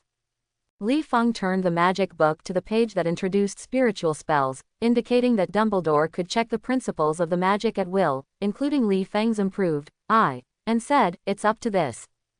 Dumbledore glanced at Li Feng. He was curious, because Lupin and Sirius had previously said that Li Feng was a stingy master and liked trading everything, but now, why did it suddenly become magnificent, so that even this unique spell could be viewed at will? But Dumbledore was even more curious about what kind of magic could make people see the Horcrux at a glance, so any doubts could only be held in his heart. For a long time, Dumbledore, who closed his eyes and pondered after watching the spirit technique, suddenly opened his eyes and said with interest, It is very interesting magic. The ability of Theai of Dharma can not only see through the Horcrux, as long as the soul does not happen. Change, all external changes can be seen through the Dharma eye, such as the use of the compound decoction, that can change the appearance of people in the face, and when an animal is transformed into an animal using animagus, the Dharma eye can see the other person. The truth, face. After speaking, Dumbledore said thoughtfully, Mr. Austen, you deliberately showed me the magic of Theai of Dharma. As long as I learn Theai of Dharma, I can naturally see at a glance whether Ron's pet is Peter, the dwarf, right? Li Feng squeezed his nose awkwardly, nodded slightly and said, Yes. On the side, seeing Li Feng nodding his head without shame, Lu Ping said with contempt, The idea is good, then this time, Mr. Austen, what are you going to do with the spell? Li Feng didn't care about Lu Ping's contempt. As long as he could improve his strength and knowledge storage, how could he be despised, and he would neither be pregnant nor lose a piece of meat. And how can the opportunity to exchange benefits from the well-known Dumbledore be discarded at will? Li Feng shrugged and said, I want to enter Hogwarts practice. If Dumbledore can agree to this condition, Li Feng feels that his previous plan to sneak into the school can be invalidated, and he can enter the school with integrity. Why should he enter the school carefully? On the one hand, he was trembling to improve his strength, on the other hand, he appeared directly at the Hogwarts table to eat and drink, and by the way, he could also attend the magic lesson. How cool. Pity. Dumbledore was stunned. He understood that Li Feng wanted to use the school environment to quickly improve his strength, but let alone that he is not the principal now, even if he is still the principal, he can't let people in and out of Hogwarts freely. He is the principal, but there is still the board of directors pressed by him, and Hogwarts is not the place where he is just what he says. I'm afraid I can't agree to your request. Dumbledore looked at the thick magic book and shook his head. But we can change to a more reasonable condition. You teach me magic, and I teach you magic, how about? Dumbledore, who plays shapeshifting like a fire and innocent, teaches himself. Li Feng only felt that this happiness came suddenly. Let alone how Lupin's strength compares to Dumbledore. He said that Dumbledore has been a professor for a lifetime, and his teaching experience alone is a few blocks away from Lupin, a fool. Would refuse. With a little embarrassment, Li Feng, who nodded his head like a chicken suckling rice, asked, if I sneak into Hogwarts, can you treat it as if you haven't seen it? Lupin on the side just wanted to refuse. Dumbledore smiled and nodded and said, yes, but I need you to do something for me. Li Feng asked with a confused look, what's the matter? Dumbledore, watch Peter the Dwarf. When Li Feng heard Dumbledore's request, he was a little flabbergasted. He was a little confused. He could say that the people who can monitor the petty dwarfs can be said to have a lot of people at Hogwarts, just like the few trusted by Dumbledore. The heads of the colleges and universities all have special skills. Minerva McGonagall may be able to say that she is powerful, but she has no experience in monitoring people. But what about Professor Severus Snape, who didn't know if it was facial paralysis or was born with a gloomy face?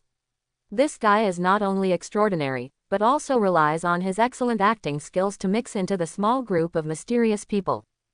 It is not like playing Severus Snape to monitor Peter.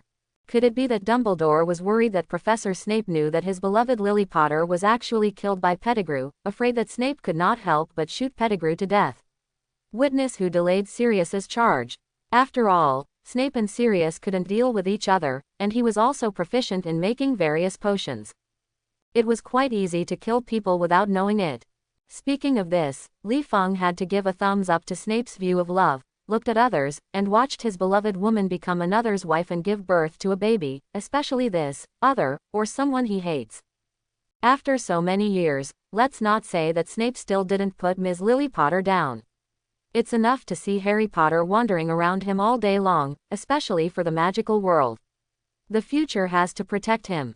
Feelings for Snape. Li Feng expressed his admiration, but he believed that he would never be able to do it. If Li Feng were Snape, once Lily chose to leave and throw into the arms of his opponent, Li Feng would only choose to forget Lily. I really felt puzzled. It was great to wait for Harry's father to belch and quietly dig out the grave and whip the corpse. As for protecting each other's children, why, it's not his own kind, it's good to be able to treat it with a normal heart. Harry dared to bark his teeth. Father and son still don't understand, a violent beating is inevitable. Li Feng frowned and thought about it. Although he was consciously confident of sneaking into Hogwarts, he must hide in hiding after entering the school because of strength problems. There is no strength to face a few professors. At that time, a professor turned him into a uniform and sent him to the Ministry of Magic for trial, and he was sentenced to squatting in Azkaban. After all, the Dementors are his servants. Azkaban can be said to be in Li Feng's domain, and he is afraid of birds. But before the Ministry of Magic threw Li Feng into the Azkaban, it would be bad to come and take a few spells to ingest the gods' telekinesis or seal memories. In case Li Feng forgets to return to the Marvel world, he will be in the world of Harry Potter all his life. Old and dead. Why? Before figuring out the reason, Li Feng didn't want to risk himself easily. You can see my strength. Even if the spells I master are different from yours, you will be a little rushed after confronting me for the first time. But what happens next? Once you are familiar with my spells, I have not been hanged by you, so the conditions for monitoring the dwarfs are too dangerous for me to come. Pointing to the shape of his mouth, Li Feng said quietly, listen clearly, I tell you straightforwardly, I don't have any ambitious goals or ideals to change the world. I am just greedy for life and fear of death, and possess extraordinary powers. Ordinary people. Finally, Li Feng looked at Dumbledore and said seriously, aren't you the principal of Hogwarts? It's not enough to monitor the little dwarf yourself, not to mention the fake mouse of little dwarf. Even if the mouse becomes a sperm, it will punch holes. It's impossible to slip away from you. Faced with Li Feng, who dared to say that he was greedy and afraid of death, Lupin glanced at the Horcrux on the dining table with his eyes twitching, and silently recalled that Li Feng said that he would use a locket to trade with a mysterious person, before you wears your courage. Or is it just to scare me into playing? Dumbledore said with a smile, the problem is that I can't go back to Hogwarts now. Li Feng frowned and scratched his head, feeling like Dumbledore was telling a joke. Even if you are always busy, the time for writing the letter can still be squeezed out. It's great to write a letter back to school and let Snape take care of dwarfs' affairs. At the same time, let Minerva McGonagall supervise Snape. Li Feng stretched out his hand and motioned to Dumbledore to explain what is meant by unable to return to Hogwarts. Dumbledore, it looks like you haven't seen what happened in the school recently. See, did I install surveillance equipment at Hogwarts? What did I see, or did Dumbledore know something? Li Feng glanced at Lupin in wonder. It's not this guy who told Dumbledore that I can see everything through time. Li Feng spread out his hands silently and said, I checked the timeline all day when I was full. I'm talking about it. Once people know what will happen in the future, what fun is there in life? What surprises are there? You can't stir your heartstrings anymore. Perhaps you are right. Dumbledore thought for a while, and felt that Li Feng's words made some sense. If someone knew from the beginning what kind of person he would become in the future, perhaps the effort and motivation to work now would diminish. For the most part, this is like expecting a sumptuous dinner at home after work every day. Once you know what to eat for dinner, will you still have that kind of anticipation? I know that 1 day and 2 days are fine, but every day I know that what I eat for dinner is different. After all, Li Feng doesn't look like an old man, he likes the ordinary days like water. Touching his gray beard, Dumbledore told Li Feng what had happened in the school, looked at Li Feng expectantly, and asked, do you know what the monster in the secret room is? Li Feng, who had no impression of the details of the movie before, heard Dumbledore say this, vaguely recalled something. I said how Hagrid squatted in a madcabin. This kid was also unlucky. He was framed 50 years ago. What a monster that released the secret room, but was forced to drop out of school under Dumbledore's maintenance and became a school forest guard. Now the students in the school are being attacked by monsters in the secret room again, causing the old things to be brought up again. Hagrid, the Back Potter, is directly detained in Azkaban. And the suspension of Dumbledore. Li Feng nodded slightly and said, I know what it is. Before Li Feng could say, Basilisk, Dumbledore interrupted, did you see any students who died because of monsters? Seeing Li Feng stunned and shook his head denying that someone had died, Dumbledore breathed a sigh of relief and said, if you tell the true identity of the monster, what do I need to do? So, are you interrupting me just to prevent my lion from opening his mouth? Li Feng thought for a while and said, if possible, can the school open the restricted book area of the library to me? I want to copy some magic. I need to think about it. Dumbledore handed the time converter and information to Li Feng, and signaled the end of the transaction, and you can get out. Li Feng, who understood Dumbledore's consciousness, chuckled, got up and looked at Lupin, and asked, when will I teach me magic? Tomorrow night, Dumbledore smiled. Tonight will be a busy night. Hearing that it was Dumbledore who answered him, Li Feng scratched his eyebrows. How can you listen to Dumbledore's tone and teach the basics of magic? Lupin looked at Dumbledore with a puzzled look on the side. Professor. Dumbledore, who stretched out his hand to signal that Lupin would ask again, got up and walked in front of Li Feng, and said, yes, I will teach you magic for a period of time. As for the dwarf, you can monitor it, even if you feel it is dangerous. Li Feng was a little fascinated by Dumbledore's behavior. He didn't understand.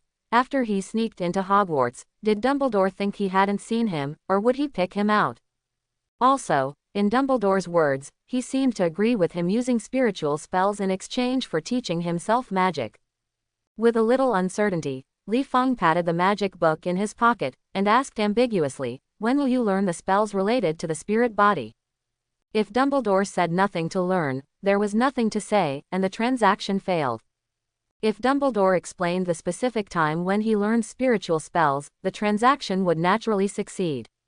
Tomorrow night, I teach you magic and you also teach me magic. Dumbledore blinked and said curiously, now let me see your portal spells that are different from our world.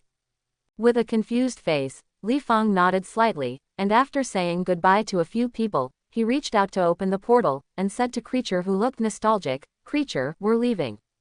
When the portal disappeared, Lupin couldn't wait to ask, "Professor?" Dumbledore stretched out his hand to signal Lupin to keep quiet, while squinting to perceive the magical fluctuation caused by the portal. For a long time, Dumbledore, who had gained a little bit, sat back in his seat with satisfaction and said, "Lupin, I know what you want to ask." Actually, Li Feng's answer has already told us a lot. Lupin, stunned, squinted his eyes and reminisced for a while and said, "Austin said that no one was killed by a monster, and asking you if you can enter Hogwarts practice, it shows a lot of problems, such as the monster will eventually killed or driven away, and you will definitely return to school." After thinking for a while, Lupin continued, "When he talked about the monster in the secret room, there was no expression of fear or other expressions on his face. I only saw his troublesome consciousness. Considering Austin's strength, maybe the monster's strength is not ours before. Think so strong. Not only that, but I can also hear and see more things, but there is no evidence to prove it, such as calling Roar a professor, and I perceive the magic of darkness against the FA." Dumbledore shook his head slightly and said, "Also consider his methods of restraining monsters, just as he can restrain werewolves and dementors. Perhaps the monsters will only become weak in front of him. But there is one thing you were right." Dumbledore took out a pen and paper to write to Professor McGonagall and Professor Snape in the school, said, "Austin is indeed not as strong as I thought. After all, I didn't have the courage to break into Hogwarts, I was just wondering how he sneaked into the school, relying on his portal." On the side, Sirius, who hadn't spoken for a long time, looked at Lupin, and said quietly, "Since Austin can see my past, maybe he can also see Lupin's past, such as the passage of Thesemasher Willow. Maybe, coupled with his portal, maybe he can really learn magic with you while ignoring Hogwarts defenses." Leaving Black's old house and returning to the Broken Cauldron bar, Li Feng leaned against the window with a cup of tea, looked up at the crescent moon hanging in the sky, thinking in his heart, "I will start learning the magic of this world tomorrow night." There was no time to go to Hogwarts for a few days at night, and although it was free during the day, it was too difficult to sneak into Hogwarts. "So I'd better go to Hogwarts to explore the way tonight. If I'm lucky enough to find the House of Request, even if I don't find it, I have to find the entrance to some secret rooms, such as the crawling passage of the Basilisk, as long as after finding the passage, I can hide in Hogwarts underground practice magic. As long as I use a more concealed portal when I enter and exit, it is estimated that no one will find me." After thinking about it for a long time, Li Feng, who was sure to act tonight, turned his head and asked, "Creature, do you know the Screaming Shack?" Creature thought for a while and asked, "Boss, are you asking about the haunted house in the Hogsmeade village of Necromancer?" "I know where it is." "Very well, I still worry about where and how Hogsmeade is. Now that Creature knows the Screaming Shed, it's fine to show up directly in the shed." "Doesn't the shed mean a simple house? But how do I watch the Screaming Sheds in the movie or in the shape of villas? Is there any misunderstanding in it? The director thinks that the funds are a bit too much and the sheds are built into villas for fun, or the translators are doing it, as the villa translated as a shed. It will never be a British villa with an alias, it's called a stilt house. I read less, but it's not good to deceive." Hearing Creature calling Roar's Screaming Shed a haunted house, Li Feng couldn't help but curl his mouth slightly and said, "It's that one, but it's not a haunted house, but a secret path to Hogwarts Road." Creature blinked and looked at Li Feng curiously, his eyes full of inquiries, an expression that wanted to ask but was afraid of Li Feng's scolding. Li Feng thought for a while. He didn't need Creature's help to explore the road this time, but he might need Creature's help to get in and out of Hogwarts. Che, let him know about the Screaming Shack, at least so that Creature doesn't have to be afraid of the so-called haunted house. After sorting out the plot, Li Feng said, "Speaking of Screaming Shack, we have to say Lupin. He was bitten by a werewolf since he was a child, but later he was not seen through when he was at Hogwarts school. What do you think is the identity of a werewolf?" Li Feng reminded him that it was related to Lupin's identity as a werewolf, so why? Creature leaned his head and counted his fingers, calculating what, and after a while, Creature, with a cute expression, opened his eyes and whispered, "The time when the Screaming Shack appeared was exactly when Lupin appeared in Hogwarts' time." "Yes," Li Feng said with a grin. That was the place where Dumbledore took Lupin to transform him while studying at Hogwarts, and at the same time used a beating willow on the campus to protect the entrance and exit. The villagers in Hogsmeade heard the noise and screams and thought it was the sound of a ferocious ghost. In addition, Dumbledore specifically encouraged people to spread such rumors, making the villagers subconsciously fear and stay away from the Screaming Hut, which is conservative. Lupin's secret also protects the safety of the villagers from being bitten by Lupin, who has turned into a werewolf. But now, it's just cheap for us to let us sneak into Hogwarts through the Screaming Hut. Creature blinked and asked, "Boss, are you taking me there?" "Definitely." Li Feng glanced at the room, and said, "The daily cost of living in the Broken Cauldron Bar is not a small expense. When we settle down at Hogwarts, we will hide in the school in the future, but sometimes you still have to go out of school and buy some materials for me, so you still have to get familiar with and master some channels as soon as possible." After speaking, Li Feng took out the magic book and the time converter information and gave it to Creature, and signaled that Creature was optimistic about a suitcase full of supplies at home. That was all of Li Feng's belongings. He didn't want to be stolen by a thief. Li Summit was crying in the toilet. "Creature, after taking me to the Screaming Shack, you will return to the Broken Cauldron Bar and translate the information about the time converter into Chinese characters and copy it into the magic book. The teleportation of the house elves is different from the necromancer's apparition, but Li Feng still feels uncomfortable, and he is squeezed out of space just like passing through the door. So when Creature brought Li Feng to the Screaming Shed, Li Feng's first reaction is his hands on his knees, breathing heavily. "Maiden, isn't there a more comfortable way to teleport? Or are space spells all virtuous? Or don't say that teleport is related to space, just change the name to milking spell." After a while, Creature saw that Li Feng had been relieved from the side effects of the teleport spell, and said, "Boss, I'm going back to copy the information." After speaking, Creature put down some torches and other tools, and instantly disappeared in front of Li Feng. Li Feng scratched his head, and while stomping the wooden floor with his feet on the side of the stairs, he amused himself. "I only remember that the entrance of the passage is under the floor next to the stairs, but I don't know where it is, just in case. It's not easy to find the entrance. The small shack, don't blame me for buying a few erha known as the experts of house demolition and keeping it with you." Before Li Feng finished muttering, Li Feng felt that the sound of the floor under his feet was a little abnormal, and there was a hollow echo. "Is this found? Does the house in the magical world have spirituality? Are you afraid of the demolition creature like erha? Otherwise, how come I discovered the entrance just as I was talking about erha?" Li Feng licked his lips without saying anything. He raised his hand and gave a magical shock to the floor. The floor that had long been decayed could not stand Li Feng's toss, and suddenly a dark hole appeared under the impact of magical power. Flicking his eyes with one hand, Li Feng, who opened the Dharma Eye, lit a torch, jumped into the dark passage, and walked to the exit of the beating Lu. Li Feng carefully poked his head out of the hole and glanced at the beating willow, who twisted himself into a twist and rested quietly. Not sure about the sleeping quality of the beating willow plant, and not wanting to disturb this plant that likes to beating people, Li Feng carefully probed around, crept out of the passage, and ran into the school along a small path under the cover of night. I don't know whether to say Hogwarts is old enough, or it's too late now. The students and teachers have already gone to bed to rest. Li Feng, who entered the school with the Dharma Eye open, did not run into any figure after he walked for half an hour. However, the ghosts met a few people. You must know that Hogwarts really have ghosts, or the kind that can serve as a night guard. Fortunately, through Thaei of the law, Li Feng can avoid it in advance. For a long time, Li Feng, who had not found any hidden spots, stayed in a dark corner, silently watching a fast-moving snake-shaped spirit appear in the wall.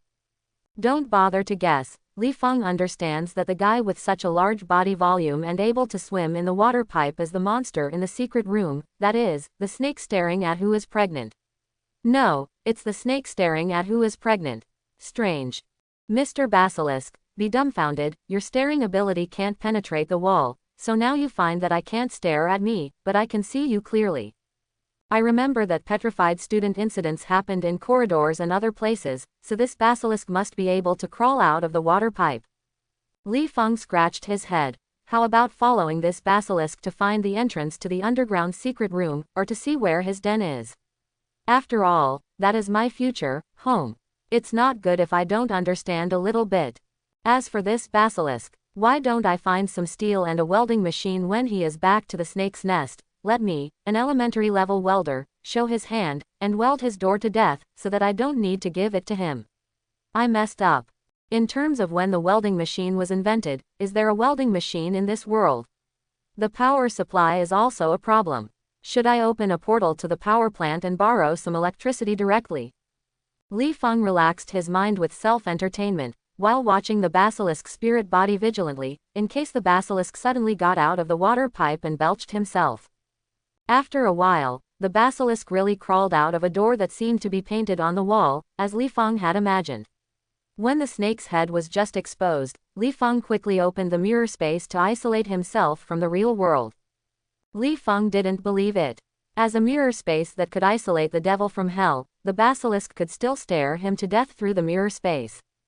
If the basilisk really has such a powerful ability, Li Feng will open the door and go home without saying a word, and then look for roosters that can lay eggs all over the world, and then look for some toads, let them help hatch the basilisk, and then bring a group of basilisks with Li Feng.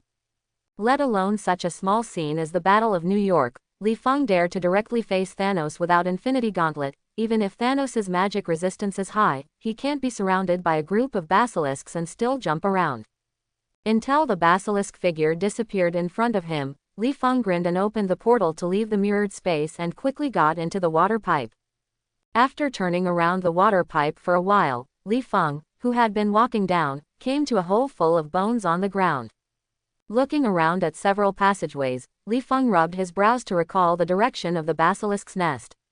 For a long time, Li Feng, who could not remember anything, picked up a section of bones on the ground that seemed to be a mouse and threw it into the sky. Looking at a passage pointed by the mouse's skull, Li Feng raised his foot and walked into the passage. After a while, Li Feng looked at an iron gate with a snake relief. I just gave up the idea of looking for a secret room. Appeared in front of me so suddenly. Also, I forgot that the entrance of the secret room needs to be opened in snake language, and I can't get in even if I find the secret room, unless I find some TNT to blow you up. Since the door couldn't get in, what else could Li Feng hesitation? He rubbed his eyes that were a little sour because he kept his Dharma eye open all the time, then turned around and searched for other more open places.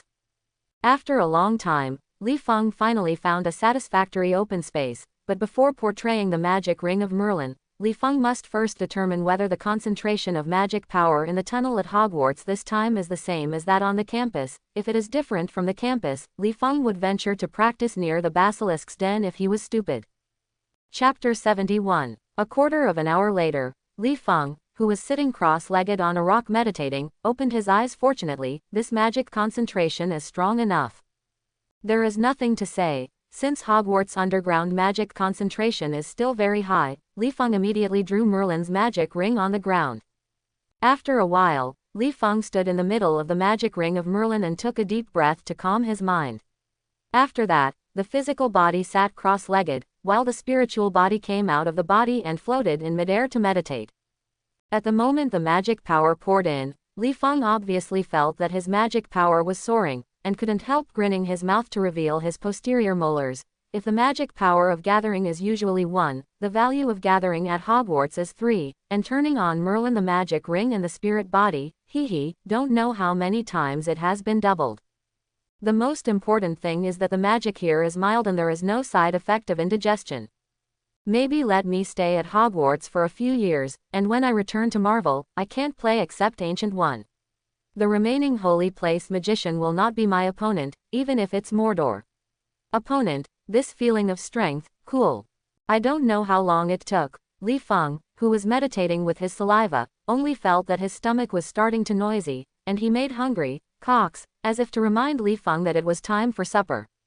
Li Feng, who stopped meditating, rubbed his stomach, got up and destroyed Merlin's magic ring, followed the water pipe and prepared to climb into Hogwarts.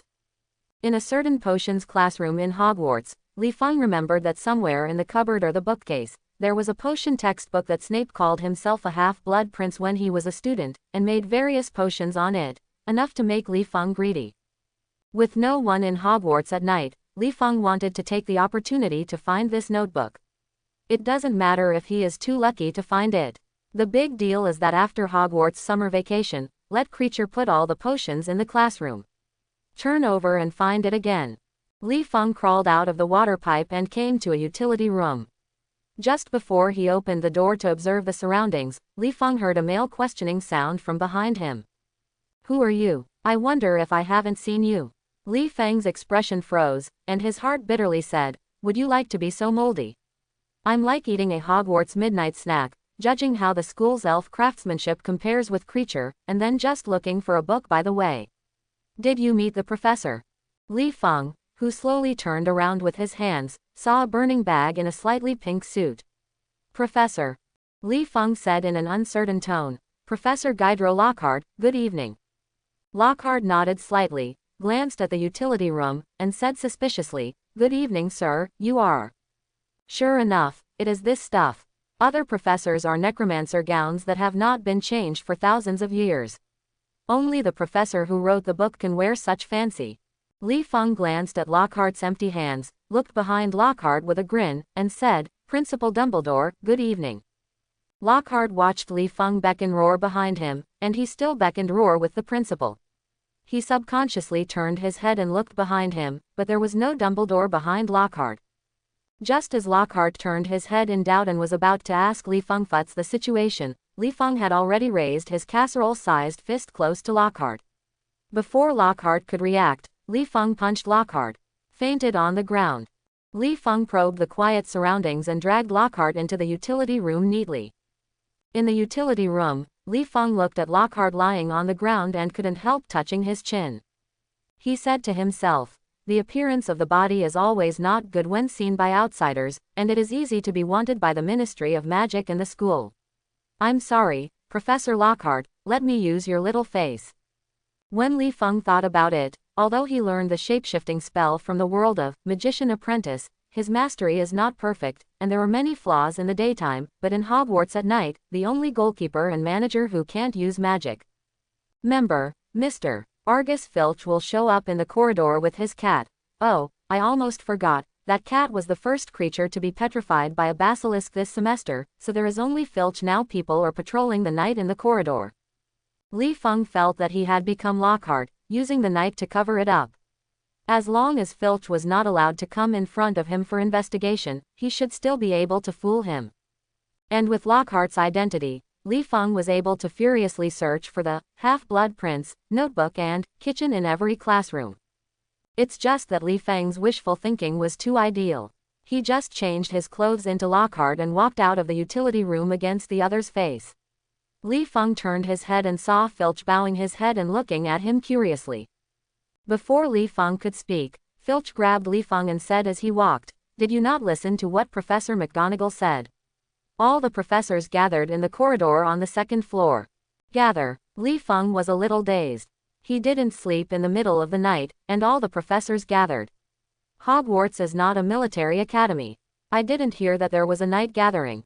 Just when Li Feng was thinking about whether to feint Filch, Filch had pulled Li Feng through a corner and came to the corridor with bright torches on both sides of the wall.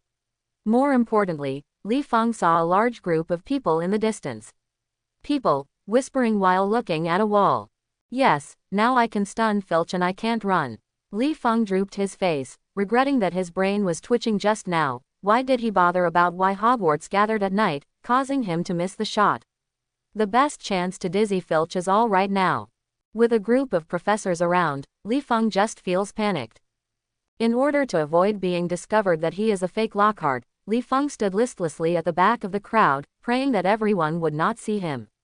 Unfortunately, Li Feng's luck today was so bad that he was taken far away as soon as he arrived. Snape took a fancy. Lockhart has been a professor at school for so many days. Snape knew that the other party was a liar who ran a train with his mouth full. In addition, Lockhart had repeatedly provoked Snape unconsciously. Snape had long seen Lockhart not pleasing to the eye. Snape wouldn't miss the opportunity if he had a chance to rectify the opponent. Just seeing Lockhart hiding behind the crowd uncharacteristically, Snape, who felt something was wrong, frowned, thinking, with this guy's past style, shouldn't he run to himself and open his mouth to show off his wealth of knowledge? Why did you hide so far today? Isn't this Lockhart fake? After thinking about it, Snape said to Li Feng, Professor Lockhart, a student was taken away by a monster. Your chance to act has come. Li Feng subconsciously stared and said, Performance. Yes, said Snape, who looked expressionless but was actually observing Li Feng carefully. Last night, didn't you say that you always knew where the entrance to the secret room was? McGonagall on the side was also full of disgust at Lockhart, who the blind man saw as a liar, and said quietly, It's just right, I trouble you to deal with monsters alone. After all, we have never seen you show off, no problem. Professor Lockhart. Don't talk nonsense, it's not what I said, I just find something to eat, just look for a book by the way. Li Feng, who was almost crying, took a long time to remember that this was the end of Harry II's plot. The basilisk took Harry's future wife, Ginny Weasley, to the secret room, and finally committed himself to death. You said that it's not good for you to kidnap the ticket, the wife of the protagonist, isn't this boring? Don't know if the protagonist will kneel down under the aura of the protagonist. But for now, let's fool Snape and the others, especially Snape, what hatred you and Lockhart are, no matter how you look at me, they don't look good. The problem is that I'm not the real one. Lockhart, Li Feng Shanshan whispered. It's okay to take you to the entrance of the secret room, but I need to prepare something. Anyway, Li Feng has decided to fool a few people and find a chance to leave. Whether he is a basilisk or not, this is something Harry, the protagonist, should worry about. He is a soy saucer. As for the notebook, definitely I'll look for it later. It's a pity that Snape, who began to doubt Li Feng, would obviously not let Li Feng go easily. Seeing that Li Feng was evasive, the corner of Snape's mouth raised slightly and said, What do I need to prepare? I'll help you. After that, Snape walked up to Li Feng in a posture afraid of you running. Li Feng took a step back subconsciously, and Shanshan said, No, I can do it myself. Li Feng's retreat made Snape feel that the other party was in a guilty conscience and reluctantly said, It's a pity to miss such a good performance opportunity, and with this experience, you can write a best-selling novel, can't you? Looking at your Snape's posture, Li Feng felt that he could not run away without a big move. After recalling the plot, Li Feng said quietly, Do you know the bathroom where the gold rusher is? The entrance to the secret room is there, but let me in the face of that basilisk, I can only say that I was able to protect myself, and would kill the enemy but lack the strength, unless you can destroy the eyes of the basilisk. Aside, Professor McGonagall heard Li Feng's words and couldn't help covering his mouth and said, Basilisk. Are you sure there is a basilisk in the school? Li Feng shrugged and said, There are many reasons. I remember Harry told me one day that he heard someone talking nearby, but I didn't hear it at all. At first I thought it was Harry who was too tired to have auditory hallucinations, but then we all know that Harry can speak snakes, so can we imagine that Harry did hear something talking about a creature nearby, but the creature was a snake, so we couldn't hear it.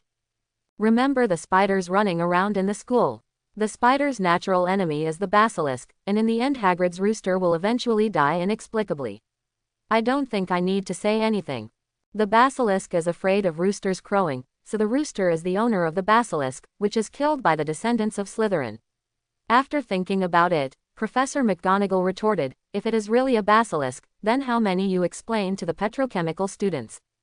Snape thoughtfully said, Only when you look at the basilisk will you be killed, and several students see the basilisk either through the camera or through the mirror, so they escaped death by chance. It's just petrified. Li Feng gave Snape a thumbs up, indicating that the other party was right, but Snape obviously didn't eat this set, and said, Since you know that monsters are basilisks, you should be allowed to deal with them. By the way, let me witness how you killed the snake. Ma Dan, after a long time I said why I should go, and what does it mean to witness me killing a basilisk? In Snape's eyes, the real Lockhart's brain is filled with scum. He can do nothing but show off his feathers like a peacock. It can be said that he does not match his face and body higher than the monster. It was suspected that Lockhart was the offspring of a certain troll, but the one in front of him knew how to use reasoning to figure out that the monster was a basilisk. This was very unreasonable, so Snape was certain that Lockhart in front of him was the one. Counterfeit goods. Since the opponent is not the real Lockhart, will Snape let Li Feng leave alone before he can figure out the identity and purpose of the opponent? This is obviously impossible. Professor McGonagall is just the difference. Lockhart has changed differently, but he didn't care about these changes, and asked, "Then do you know who is the true descendant of Slytherin?" "Knowing is knowing, but what do you say when you let me be in the public? Saying that everything was caused by Harry's wife. I don't know that Harry has the protagonist aura, can't ordinary people not afford it? Let's wait for my superior strength to speak in front of the crowd someday. Now, I'm still obscenely developed, not wavering." Li Feng looked around and saw that everyone was looking at him curiously. He could only shake his head with a little helplessness and said, "I don't know, there are too few clues." Professor McGonagall said regretfully, "Well, if you don't know, you know, the situation is urgent. Please save the student who was captured by the basilisk first to discuss who is the descendant of Slytherin." And McGonagall, "Sister, did I provoke you? Why did you also let me kill the basilisk?" Li Feng stared and said, "I can't beat the basilisk." Professor McGonagall looked at Li Feng with uncertain eyes. Now she doesn't know if Lockhart in front of her can handle the basilisk. If it is the liar in memory, Professor McGonagall will only frighten him and let him go. Leaving, but now, it seems that Lockhart is not as weak as he thought. Aside, Snape sneered, "Don't be humble, you are almost as good as Dumbledore. Does it make any difference whether a blind basilisk is or not?" After that, Snape took Li Feng to the bathroom where the gold digger was located, slandering inside, "If the basilisk is blind, it is your turn to show the limelight, and any professor present can play the blind basilisk. It's just an excuse to pull you on to deal with the basilisk. By the way, just see who you are." Professor McGonagall saw that the two of them were going to destroy the basilisk now. After thinking about it, he turned to Mrs. Pomfrey, who was in charge of the school doctor, and said, "Please prepare some antidote. The basilisk can kill people with its eyes. Don't underestimate the toxins you've made, and send it to the secret room as soon as possible after it's made to prevent someone from being poisoned." After speaking, Professor McGonagall hurriedly followed Snape's footsteps. Just as Li Feng was about to break free from Snape's big hand and escape, Snape pushed Li Feng's jaw with his wand and whispered in his ear, "Tell me your true identity, or become my bait to deal with the basilisk." Li Feng froze, seeing that I was a copycat so quickly. "I know that the shape-shifting technique is not well mastered, and there are too many flaws." Li Feng signaled Snape to let go of himself, and while preparing the spell secretly, he said, "Austin, Dumbledore knows me, we are not enemies." McGonagall, who had just walked in front of Li Feng, looked at Li Feng in surprise, took out a letter from his pocket and handed it to Snape, motioning for Snape to read it for himself, and said, "You are Austin. Dumbledore tonight. Wrote a letter to me and said a lot about you, especially telling me that you are going to sneak into the school. I didn't expect you to enter the school that night. How did you get into the school?" Li Feng raised his brows. Now that the two professors knew his specific identities, he still maintained the shape-shifting technique. For Li Feng, who had little magic power, wasting magic power was a shameful behavior. While restoring his original appearance, Li Feng said, "I just walked in like this. I hope Comrade Dang will praise me as a very good person in his letter. It's a pity that I didn't see the word good guy." Snape, who read the letter at a glance, said with his magic wand, "The letter says you are a traitor. What trade is you pretending to be Lockhart? Show off with your mouth cannon. Do you use your strength to cover his mouth cannon?" "Oh, yes," asked Professor McGonagall, who was worried about Li Feng's treatment of Lockhart, causing the school's reputation loss. "What about Lockhart? What did you do to him?" Li Feng scratched his head. What Lockhart said was necromancer, and his physique is different from ordinary people, so when Li Feng started, he only knew how to stun the opponent with all his strength. As for how long the opponent would be in a coma, Li Feng said he didn't know. In a utility room, sleeping. Snape understood the consciousness in Li Feng's words, and said, "Just talk about fainting." After that, Snape looked at McGonagall and said, "Lockhart's affairs will be discussed. The most important thing is right now. The thing is to rescue the hapless student first." In this regard, McGonagall agreed, and while reaching out to signal Snape to lead the way, he asked Li Feng, "Mr. Austin, you said before that you can protect yourself from the basilisk. Can you protect us while protecting yourself? Let us do the killing of the basilisk." Just let me be an assistant, it's easy. Li Feng nodded and said, I can protect you from any harm, but can your magic kill the basilisk? Snape, who walked to the front of the snake killer group, said, then you won't worry about it, but Dumbledore said you like trading, so let you help kill the basilisk. What do you want? Li Feng licked his lips, and said greedily, I want a lot of things, your potions notebook, your knowledge of potions, and Professor McGonagall's knowledge of shapeshifting. I won't be treated as if I met him in school in the future. Saw me. Before Li Feng could finish, Snape turned around and sneered at Li Feng, do you think I can't kill the basilisk without you? If you dare to make so many demands, you are not afraid that I will turn you to the Ministry of Magic and let you stay in Azkaban. That's my place. What is the difference between going to Azkaban and going home? When I go back to school, it's just a portal thing. Li Feng glanced at McGonagall and thought to himself, it seems that Dumbledore doesn't write everything in the letter.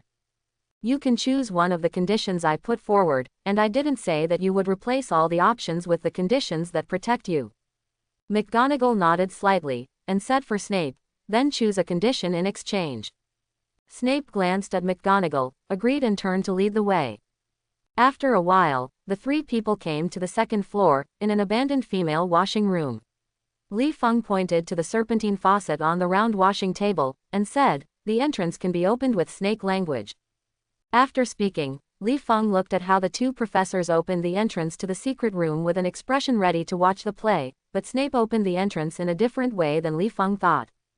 Originally, Li Feng thought that Snape would let Harry come to help, but this guy didn't know if he wanted to show off his strength in front of Li Feng, or simply didn't want to see Harry's face, so he blasted the vanity table into pieces with his magic wand. Expose the hidden channel. Snape jumped into the channel without thinking, but Li Feng could only helplessly jump into the channel under Professor McGonagall's eyes. It's not that Li Feng, who jumped into the passage, never thought of running away, but Li Feng felt that since he had talked with both of them about trading, he was a bit of a waste of the opportunity to gain magic knowledge after leaving. After all, whether it was learning Snape's potion skills, or McGonagall's knowledge of shapeshifting, which is an uncompromising trade for Li Feng.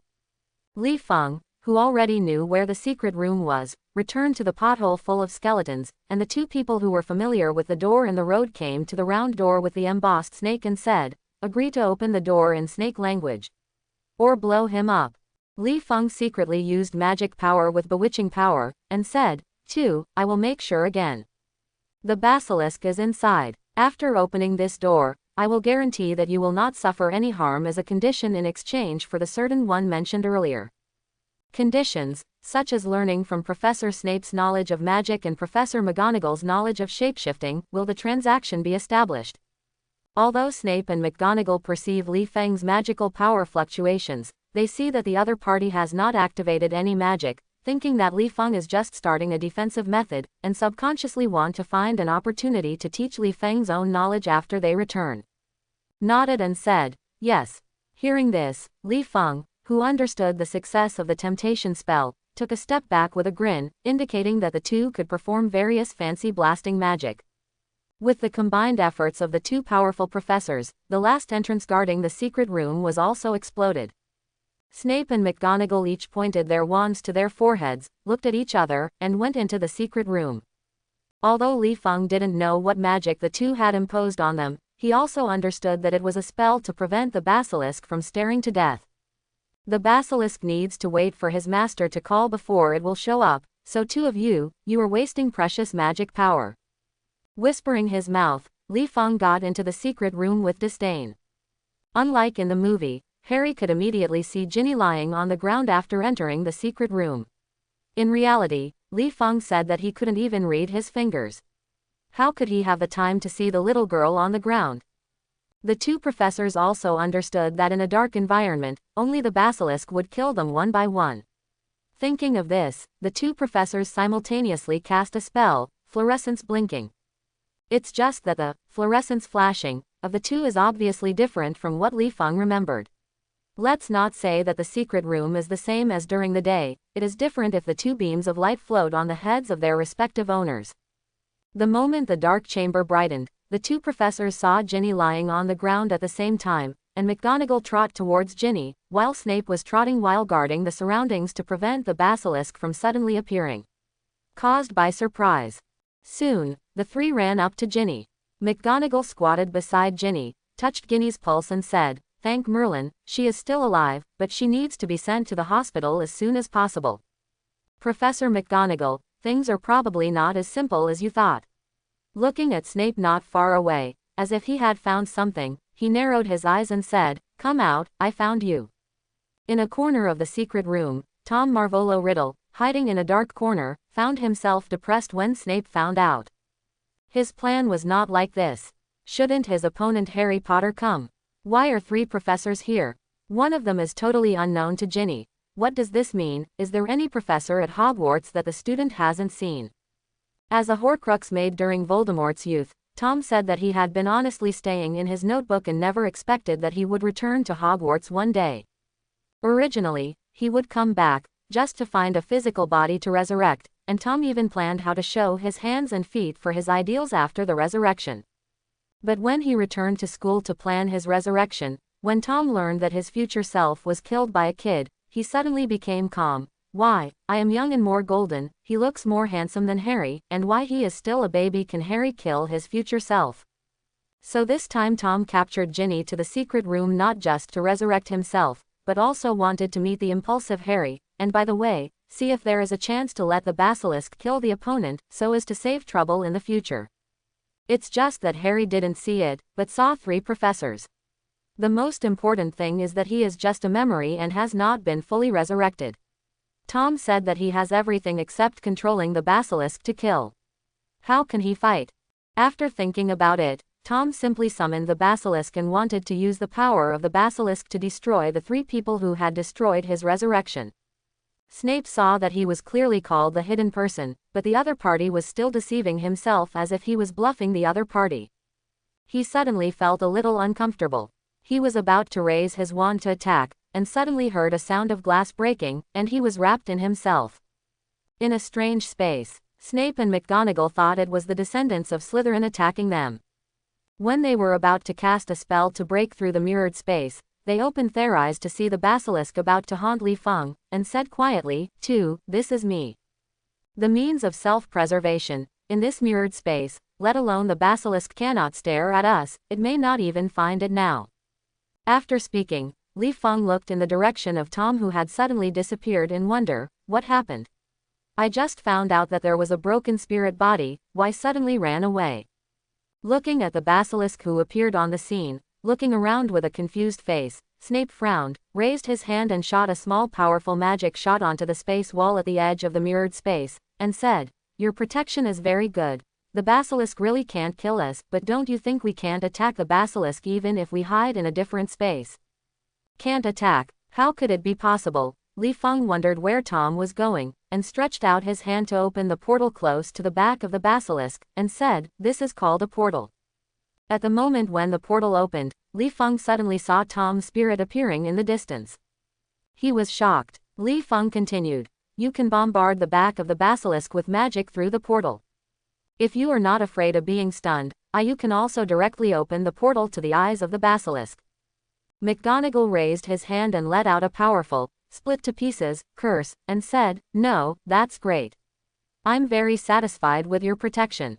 Snape glanced at Li Feng, then looked at the white mark on the back of the basilisk that was blown up by the split-to-pieces curse, and sighed that the basilisk's thick skin also shot out magic while holding his wand. Although the basilisk's skin has high magic resistance, it will also feel pain under endless magical attacks, especially after McGonagall and Snape are sure that the basilisk is indeed unable to handle themselves. They raise their hands to use all kinds of powerful magic. Li Feng glanced at the magic of the two inadvertently, only to feel that his saliva was about to flood the skirts of his clothes. Li Feng, who maintained the portal spell, carefully watched the basilisk's actions, and as soon as the basilisk showed signs of turning around, he closed the portal and quickly reopened the portal close to the back of the basilisk. At the moment when the portal was closed, Li Feng found that Tom, who watched the professor violently abuse the basilisk in the distance, disappeared at the same time. Looking at Ginny who was lying on the ground dying, Li Feng felt that he already understood what was going on. The mirror space not only protected Snape and McGonagall, he also isolated Tom from appearing in the real world. So it's not impossible for Tom to show up after the portal is closed, but he can only appear in the mirrored space, and Tom, who has no power to bind the chicken, dare to appear in the mirrored space rashly. When Li Feng closed the portal, Snape and McGonagall had some ways to concoct him. Li Feng squatted in front of Ginny, looked at the notebook on the other's waist. A thought suddenly popped into his mind. Maybe I can get this notebook, but I don't know if the slave contract has any effect on the Horcrux, which means I have one more teacher who is good at all kinds of black magic. Li Feng remembers that Tom can be resurrected by his life contact with Ginny. The weaker Ginny's life aura is, the stronger Tom will be. But before he is fully resurrected, Tom's connection with the notebook is stronger. This is also Harry's use of snake teeth. Tom will die when wearing a notebook, the two can be said to be one. In addition, as soon as the portal was closed, Tom's spirit body disappeared. This gave Li Feng an opportunity to operate, such as throwing the notebook out of the mirror space to isolate the connection between Tom and Ginny. Can go back to the notebook. Definitely, if Ginny's safety can be guaranteed, Li Feng doesn't mind throwing Ginny out of the mirror space. He has a good chat with Tom in the mirror space, such as reviving the other party to teach him black magic. Whoever makes Tom most want is to resurrect, and Li Feng has the technology of resurrection. Although it is a technological method, it is also resurrected. I believe Tom will agree to exchange it. Thinking of this, Li Feng picked up his notebook and thought, I don't know if Fury has gone to resurrect the corpse. They returned to S.H.I.E.L.D., hee. Snape was able to eat under the hands of mysterious people because he was cautious enough by nature. Now he can be more assured of knowing Li Feng for less than an hour, so when he can attack the basilisk with confidence, Snape always put a guard on Li Feng. Seeing that Li Feng smirked as if he had picked up a huge sum of money and picked up the notebook from Ginny's chest, Snape subconsciously felt that something was wrong. While casting magic on the basilisk, he asked, Mr. Austen, secretly take the little girl. My notebook is not a gentleman's behavior, can you explain it? Li Feng held up the notebook with a grin and shook it, throwing it into the portal without paying attention, and said, I think this notebook is too ugly and it doesn't go with this pretty girl, so I helped throw it away. It's a big deal. After the blame was stewed into snake soup, I bought a stack of beautiful notebooks for the little girl as a plea. What do you think of this explanation? Not very good. Snape frowned, looked at the notebook outside of the spectacle space, and said, I seem to hear someone yelling hoarsely just now. On the side, seeing the portal closing again, McGonagall put down his wand and looked at Snape, and said, I heard it too. I thought it was an illusion. After speaking, McGonagall looked at Li Feng who still hadn't opened the portal, and asked, Mr. Austen, do you know the reason, and why didn't you open the portal? Yes, I know who is yelling, but I think it would be better to talk to Dumbledore on this matter. Li Feng said with a shy expression while rubbing his wrists. As for the portal, you don't think opening the door requires magic. Maintain. I don't have as much magic power as you guys, so let me rest for a while. In fact, Li Feng just wants to see if his speculation is correct.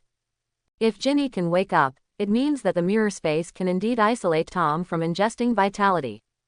This allows Li Feng to pry out magic from Tom's mouth.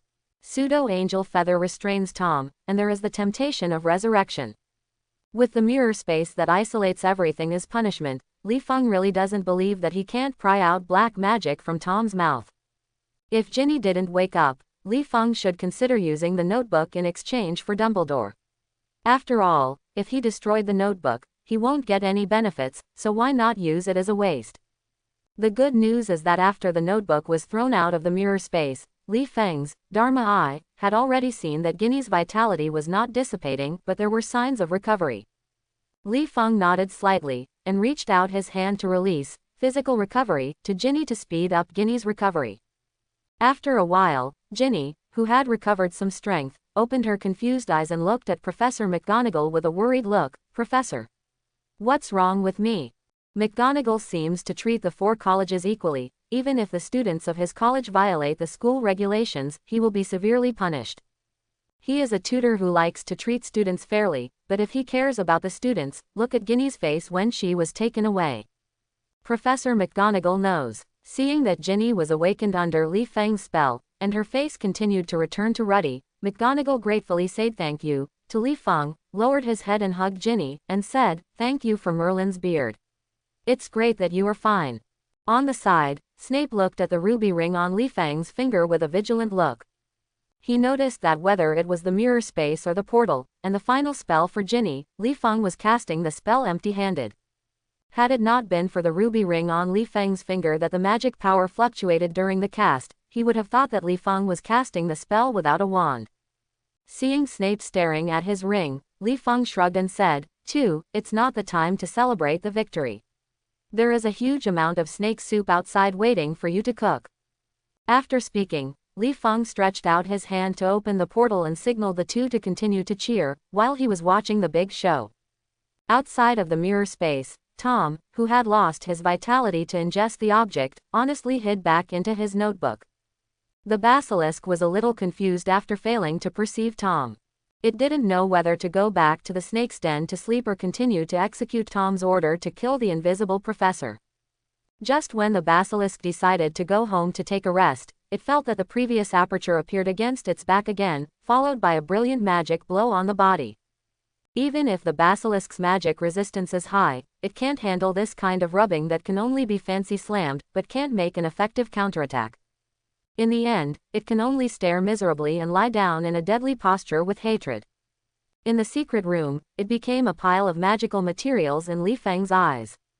Seeing the motionless basilisk, Li Feng scratched his head and asked, "Are you going out now or roasting the basilisk body before going out?" Snape glanced at Li Feng and sneered, "Don't you know that snakes can live for a while even if their heads are cut off? McGonagall and I are not afraid to look at the basilisk when we go out now, but can you?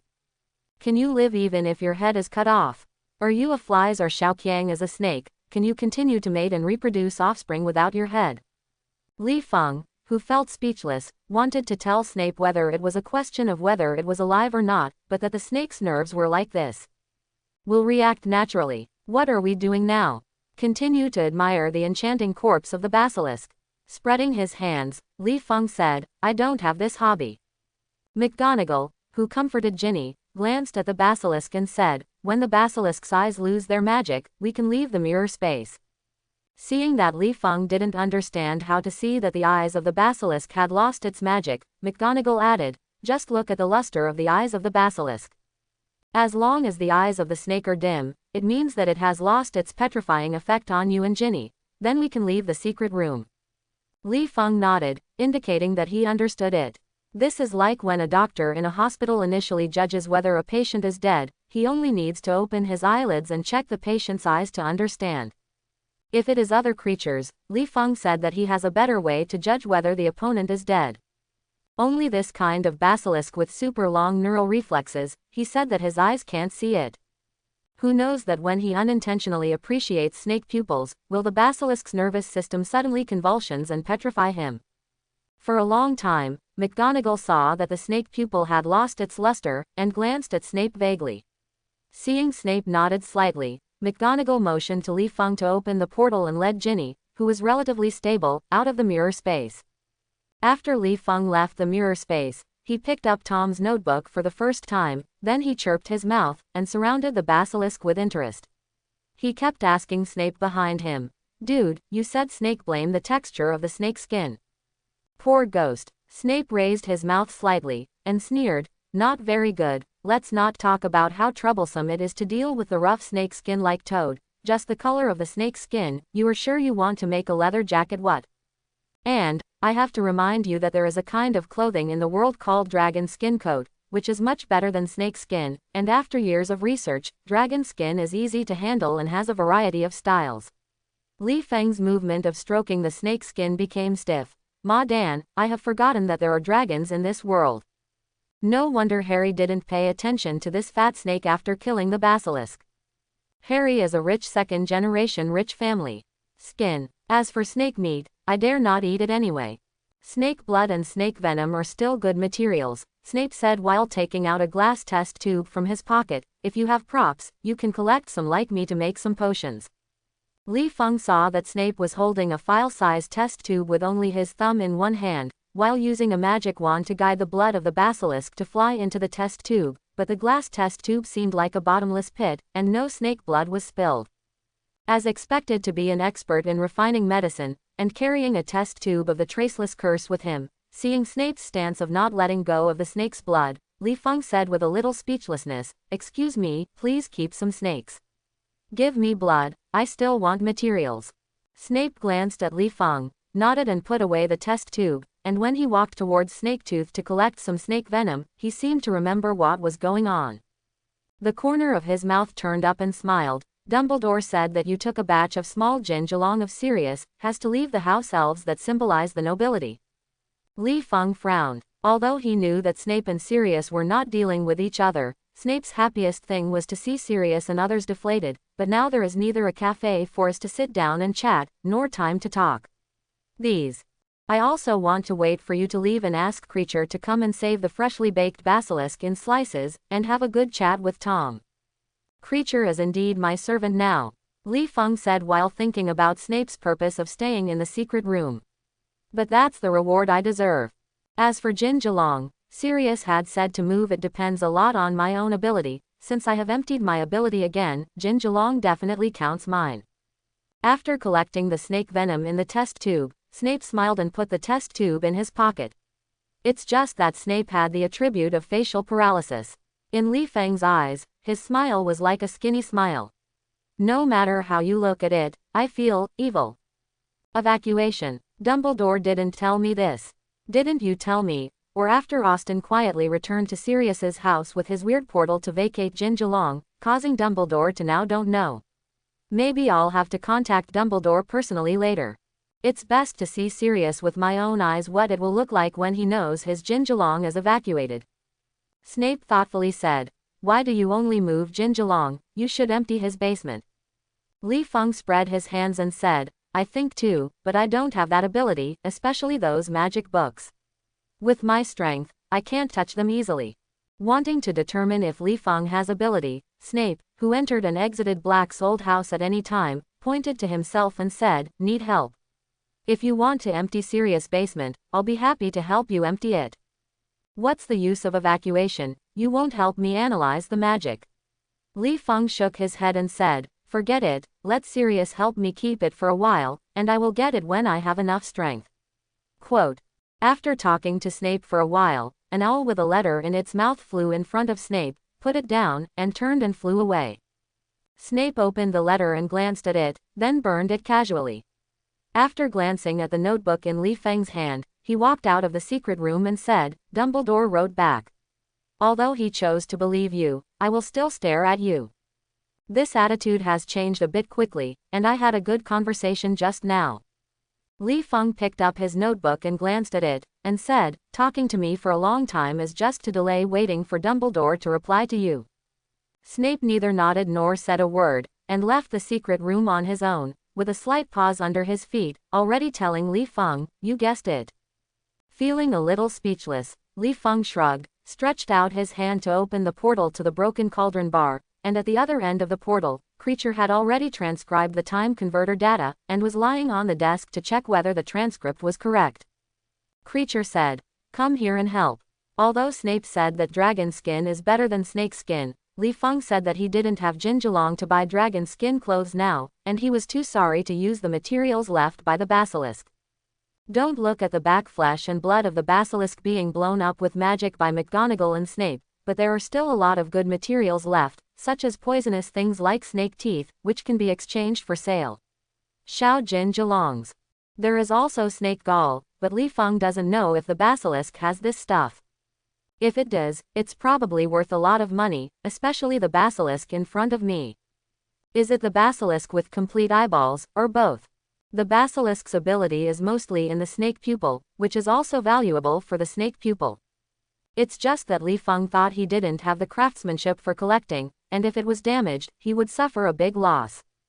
So after Creature crossed the portal, Li Feng asked for the first time, "Creature, can you dismantle the basilisk?" Creature was a little stunned when he saw the huge amounts of basilisk. He clearly remembered that Li Feng told him at the beginning that there were basilisks in this world, but he didn't expect to see the basilisk so soon. It was still a freshly slaughtered basilisk. Basilisk. Creature heard Li Feng's question and hesitation said, "Boss, I'm not very good with alchemy decomposition techniques. If you just treat the basilisk as food for me to decompose, I'm sure to try break it down. After all, my cooking skills are still good." Li Feng thought for a while and asked, "You can cook basilisks?" Creature shook his head and said, "No, I can only cook snakes and grilled snakes, but this basilisk looks like a big snake, I don't mind trying it." "So I mind. This thing is called a basilisk, but it's not a snake." Li Feng silently rejected Creature's suggestion, and said, "Can you keep the basilisk? For example, freezing what? Wait until we find a buyer to unfreeze." Creature said that this is simple. It is the same as buying a broiler home and finding that he can't eat the whole one and refrigerating half of the broiler. Li Feng, whose eyes twitched slightly, looked at Creature always treating the basilisk as a kind of food. He always felt a little weird. It seems that I want to ban Creature from cooking me some messy food. At Li Feng's sign, Creature froze the basilisk into an ice sculpture and left it in the secret room. It's not that Li Feng didn't want to take it away, but that he had such a big basilisk, he had no place to hide, unless he emptied his coffin-like suitcase. As for the shrinking curse unique to this world, don't look at the basilisk already belching, but Creature said that the basilisk is a basilisk, and a magic resistance will weaken a lot after death, but he still has no rules. And what about Li Feng? His old man hasn't learned the magic of Harry's world seriously until now. Where is the technique of shrinking the basilisk? After the two were busy, they saved the body of the basilisk, and Li Feng opened the portal to return to the Broken Cauldron bar. Shrinking the magic book on the desk into a matchbox file size and putting it in his pocket, Li Feng asked Creature to bring a snake tooth certificate as evidence, and said, "Can you contact a buyer who is willing to buy a basilisk?" Seeing Creature nodded and took the snake's tooth, saying that he could do it, Li Feng returned to the secret room with the tent and food. Looking at the overly dark secret room, Li Feng struggled to hang some magic lights around. After illuminating the secret room, Li Feng opened the mirror space while gnawing on the bread and threw Tom's notebook into the mirror space, turning around to draw a picture on the ground. Merlin magic ring in order to restore mana as soon as possible. After a long time, Li Feng, who had recovered his mana, took a quill and got into the mirror space. Li Feng, who got into the mirrored space, put the wooden box containing the fake angel feathers aside. After thinking for a while, he felt that Tom had absorbed Ginny's vitality. It is estimated that there is ability who turned out to be out of the notebook and portrayed it on the ground. Some magic circles to restrain ghost. After that, Li Feng held the fangs of a basilisk in his left hand, and writhed in his notebook with a quill in his right hand. Is there any power to come out and talk? Tom, hiding in the notebook, was a little dazed. Li Feng wrote in American English, which was somewhat different from Tom's familiar words. If Tom had not learned a little bit, he really didn't understand what Li Feng wrote, but he understood what he wrote. Understand? Tom still has some hesitation. Should he chat with Li Feng rashly? After all, he still understands the reason for the bad guys. Seeing that the notebook had no response after writing the text, Li Feng put the wooden box on the notebook without thinking, opened a thin slit and said, "Check the water meter, I will pay for the water, otherwise don't blame me for poking you with snake teeth." Quote. After speaking, Li Feng gently cut a page with sharp snake teeth. Inside the notebook, when Li Feng opened the wooden box, Tom felt that someone had stripped himself clean and threw it into the boiling water to cook. Unfortunately, he was just a ray of remnant soul, and he still couldn't leave the notebook. There was nowhere to escape. You can enjoy the ability radiation of the pseudo-angel feather. When Li Feng cut through the notebook with snake teeth, Tom endured the pain in his soul and showed the words on the notebook, "Take the box away." Li Feng glanced at the text, curled his lips and wrote, "Come out to chat, mainly because your chat software is too useless, and you don't even have a voice function. You have to rely on ancient typing to chat. Be careful I give you a bad chat." Comment, "Besides, don't you know that Lousy didn't take a pen after graduating from high school? I can only recognize words, but write them. Some words really forgot how to write for a while, and..." Seeing Li Feng writing a lot of nonsense, don't know why, Tom suddenly felt that he had the courage to face death, at least not to read such ugly words after death, and to be able to clean up. When Li Feng was about to wait impatiently and was about to tidy up and leave the mirrored space, twists and turns of text appeared on the notebook again. Who are you? Li Feng looked at his own writing and then at Tom's writing. He was inexplicably proud to see who else said my writing was ugly. Isn't there another guy who wants to write with me uglier? Li Feng also didn't want to think. Tom is still being scorched by the fake angel's feathers, and his hands are shaking. It's strange that he can write beautiful words. However, what Li Feng wanted was not a text chat. Since people didn't bother to show up and chat, Li Feng didn't know what politeness meant. He picked up the snake's teeth and tore a page of notes and said, either come out for a chat, or I'll give you to dang. Blado, I'll give you the opportunity. It's up to you whether you can grasp it. By the way, I remind you, I have the means to resurrect the corpse. Before Li Feng finished speaking, a transparent remnant with only the upper body appeared in the notebook. Looking at the young man who seemed to have his lower body stuck in his notebook, Li Feng smiled and said, the other Voldemorts are all lying on the ground to avoid the enemy's sight. You are good to hide the lower body in the notebook. This hidden effort, shouldn't I? As expected to be Voldemort. Tom didn't know Voldemort's stock, and now he has no time to ask about it. After looking at the pseudo-angel feather that made him miserable, his lips trembled and said, who are you, what do you want from me? Li Feng closed the wooden box with a grin, and said, spells, teach me the spell.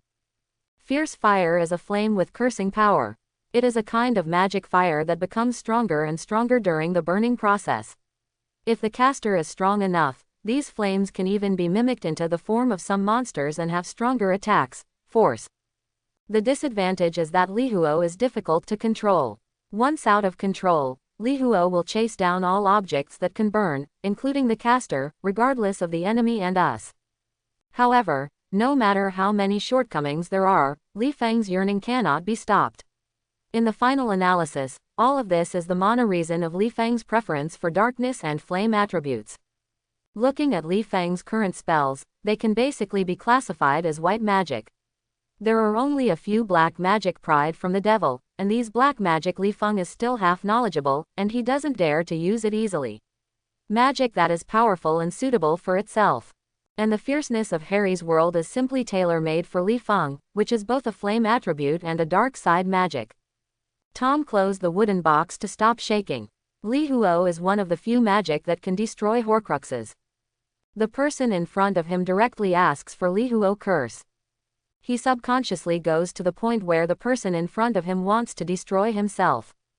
Thought, but glanced at a page of paper in Li Feng's hand, Tom understood that the other party had other means to kill himself. Considering that Li Feng hadn't killed his heart for the time being, Tom nodded slightly and said in a magical voice, yes, but how do you make me believe that you won't kill me afterwards? Li Feng, who perceives that Tom is using some means to confuse himself, is a bit speechless. You are a bit more tender than temptation than me. Shrugging his shoulders, Li Feng ignored Tom's little tricks and said, that's your business. The big deal is that I will find someone to learn the fierce fire curse. You are not the only one who can do the fierce fire curse. I think most necromancer families who have passed on for many years have this kind of magic. Right, like the Black family. After speaking, Li Feng looked at Tom in thought with interest, and smiled, remind you, I have many methods to kill you and torture you. For example, this space is actually attached to a different space in reality without mine. Aloud, your parasitic notebook cannot be supplemented by external magic, so even if I do nothing, as long as you stay here, you can taste the taste of being obliterated by time. This kind of knowing will die, but there is nothing the taste of resistance. Throwing away the wooden box in his hand, Li Feng continued, there is also the wooden box in my hand. I think you should understand what power it contains. Just leaking a little ability will be enough for you to feel comfortable. N.S. Li Feng ignores his bewitching behavior, coupled with the constant intimidation of the other party, which makes Tom gloomy. He has a stronger method of bewitching, but that requires a magic wand or prolonged contact with Li Feng. As for now, he admits that he cannot shake Li Feng. At the same time, Tom also guessed that Li Feng's goal is not just as simple as Li Huo. After all, Li Feng has said that there are many ways to learn Li Huo. He is not bad about himself, and since the other party is chatting with himself in a hidden and different space, It means that you have something that the other party needs, or something that cannot be discovered by others. But what else is there besides knowledge now? Does the other party want a remnant soul to be a servant? Or is it a remnant soul that can't even pour tea or water? It's not that the other party is idle and bored, and it's as simple as trying to find someone to chat in the middle of the night to relieve boredom. After thinking about it, Tom said hoarsely with a little guess, "The magic I know is not just fierce." Is this guessing my purpose? Li Feng scratched his head, lamenting that this kind of tricky speech is really not suitable for him. After he took out the magic book and enlarged it and opened it, Li Feng held a quill in one hand and said, "Let's talk about the spell first, and talk about the details of the spell." Li Feng, who was afraid that Tom would set himself up, said half intimidated and half seduced, "When the spell is recorded, I will show it to Dumbledore. By the way, do you want to see the technique of resurrection? I can let you see half of it first. I'll show you the next half when I learn how to be fierce." Tom's face stiffened when he heard that he was resurrected.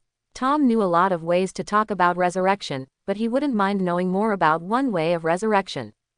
Originally, he was still considering whether to use Li Huo's non-discriminatory characteristics to destroy Li Feng, but now, Tom feels that he should first teach Li Huo curse to the opponent, and wait for the opponent's resurrection skills to be discussed. For a long time, Tom, who had become more transparent without a source of magic power, finally taught Li Feng the magic and precautions of Li Huo. Li Feng did not break his words. After recording the Li Huo curse, he quickly turned the magic book to the page of the resurrected corpse, handed it to Tom to check. Tom's eyes jumped slightly to watch Li Feng cover the left half of the page with his big hand, only revealing the revival technique of the right half of the book. If it weren't for the means to deal with Li Feng, he really wanted to step on Li Feng's face and ask, "This is your mouth. Half of it, half of the sentence that you can't see even a complete sentence." Li Feng didn't care what Tom thought, anyway, this was half of his mouth, or half of Tom's rebuttal could not be tolerated. Li Feng looked at the resentful Tom with an expression off love to see, and said, "No. Then you go back to your notebook and I will take you out of the mirror space." Had it not been for Li Feng's persecution, Tom would never have thought of showing up and chatting with Li Feng with his mouth. After all, hiding in a notebook and using writing means to chat is completely different from the magic consumed by getting out of the notebook. So when he heard that he could leave the mirror space to replenish his magic power, Tom could no longer care about only half of the resurrection technology, and he went back to his notebook without thinking about it. Anyway, he saw half of it for nothing, so he might as well go back to the notebook and rest. After crossing the portal, Li Feng simply moved his hands and feet to open the portal to the Broken Cauldron Bar. This night can be very busy for him, first inexplicably involved in the killing of the snake, then the busy basilisk, and finally asked Tom for advice on how to cast the fire curse. Now, when Li Feng returned to the room, he could finally relax his mind. He was too tired to take off his clothes, and fell asleep directly under the quilt roar. This sleep was the next afternoon, until Li Feng's stomach couldn't bear that his owner didn't eat for a day, and his indifferent stomach began to be boring, and Li Feng had to open his sleepy eyes, rubbing his stomach, and said, "Clay cut, give me something to eat, I feel like I can eat a dragon." "Yes, boss." Creature, who had already prepared a table of abundant food, quickly placed the food on the desk and said, "Boss, the money you gave me to buy ingredients has been exhausted." The evil spirit reborn Li Feng's mouth was filled with food, and he said slurredly, "I'll give you some more later. When we sell the basilisk, we will have enough money to support our lives." Creature returned snake's tooth to Li Feng and said, "Boss, I have contacted several buyers for you, but they don't want people to know that they bought the basilisk corpse. I want to talk to you privately, and let me pass it on. In one sentence, when will you take the basilisk away from Hogwarts for them to see?" Li Feng thought for a while. "I will confirm the buyer first, then I will use the portal to deliver the goods directly to the designated location, so that no one knows who the buyer is." As night came, Li Feng, wearing an all-black cloak, took a cup and a golden wildflower on his chest, opening the portal to Hogsmeade Village. After crossing the portal, Li Feng, led by Creature, walked into the Pig's Head Bar, a conversation place designated by the buyer with the highest bid for the basilisk. At first, Li Feng wondered why he was still talking in a crowded place like a bar, because he was clearly asking for a secret transaction. Until Creature told Li Feng that hiding his face in a pig's head bar was a very fashionable thing, where most of the guests were with a hood or a veil. It can be said that as long as you dress yourself up, no one will recognize anyone. In this regard, Li Feng said that he couldn't understand some weird behaviors in this world, and he had to hide his identity after drinking some alcohol. Is this afraid of his wife going into the bar in the middle of the night and pulling her ears? At the same time, Li Feng thought for a long time and couldn't understand why Creature asked him to bring his own cup. I never heard that he would bring his own cup when he went to a bar to drink. What's the difference between having a meal in a restaurant and being asked to bring his own seasoning? How do you drip if there is no salt in your house? Walking into the narrow and dirty bar, Li Feng's first impression of the environment inside the bar was not good. There was only one small and dirty room in the entire bar, and the air was full of a strong smell of sheep. If it weren't for Li Feng likes to eat it. Lamb, accustomed to this kind of lamb smelt, I guess I had to kneel and vomit when I entered the bar. Frowning, Li Feng looked at a few rough wooden tables. Although there were some candles on the table, the light was still dim. Li Feng guessed sitting at such a dim wine table. It is estimated that the person sitting opposite and drinking with him is a man. Women can't see clearly. There is also a thick layer of ash on the floor and bar counter, especially the cup on the wine cabinet. Li Feng even saw a thick ash accumulated in the cup. It is no exaggeration to say that the original one was 400 milliliters. My cup can only be filled with 300 milliliters of wine now, because the remaining volume is occupied by dust. This is not drinking. Drinking dust is almost the same. Li Feng touched his cup and said silently to Creature, "You asked me to bring my own cup because I was afraid that I might drink too much dust and cause indigestion." Creature blinked his eyes and nodded silently. This is one of the reasons. Perhaps Li Feng came a little early, and there was still some time before the agreed time. Creature walked into the bar and looked around and said, "Boss, Mr. Horace Slughorn has not come yet." Li Feng frowned, reluctantly found a dusty corner to sit down, ordered a glass of butterbeer, and waited for the buyer to attend the appointment. If Li Feng remembers correctly, Horace Slughorn is a bald old man in the fat world. He is greedy for pleasure and vanity in character. He likes to associate with successful and important people, but he is not a bad person in his bones. The reason why Li Feng had an impression of Horace Slughorn was that this guy was Harry Potter's potions teacher in the 6th grade, and he was able to independently make the elixir of fortune, and he didn't care about it. The Fu Ling Ji is a potion maker and local tyrant given to students as a reward. The Fulling potion is a kind of peculiar little potion, and one sip will bring good luck to the user, so the alias is also called Lucky Potion. In fact, the Fulling agent can only greatly increase the user's ability in all aspects within 12 hours, and ultimately feel that everything goes well, not really bringing luck. But this effect alone is enough for Li Feng's eyes, so when Li Feng squandered Hawking Gallon in Diagon Alley, it was not that he never thought of buying a bottle of Fulling potion, but the production process of this thing was too cumbersome, which led to the market. The Fulling agent is too scarce, or was snapped up as soon as it appeared. Like this kind of potion that is priceless and marketless, Li Feng may not buy it when he has a lot of Jinjiang. Unless Li Feng squats in front of the magic drug store with his heart, he may one day be able to buy it. Fu Ling agent. In view of Slughorn's potion production level and the collection of potions, Li Feng still values this transaction. It is mainly that Li Feng wants to ask Slughorn, in his private collection of potions, there is no magic augmentation potion. If the other party has this potion, Li Feng doesn't mind using the basilisk to exchange it. Even if he adds some weight, he has to change to the potion, such as writing spells such as portal or mirror space on the exchange list. After all, compared with your own strength, what are these things?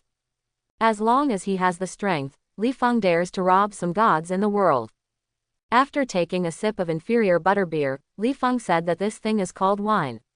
It's obviously a sweet and hot drink. After hardly swallowing the butterbeer in his mouth, Li Feng ordered Creature to pour the butterbeer and replace it with a glass of vodka or other spirits. When Li Feng noticed that a person who was also wearing a black cloak came in at the entrance of the bar, he couldn't see his face. Wearing a golden wildflower necromancer on his chest, Li Feng lowered his head and asked in a low voice, "Creature, is that the one we are waiting for at the door?" Creature looked up and nodded. Slughorn also noticed the golden yellow wildflowers on Li Feng's chest when Li Feng paid attention to himself. He walked quickly to Li Feng, looked at creature and said to Li Feng with his throat, "Hello, you are Os. Mr. Ding."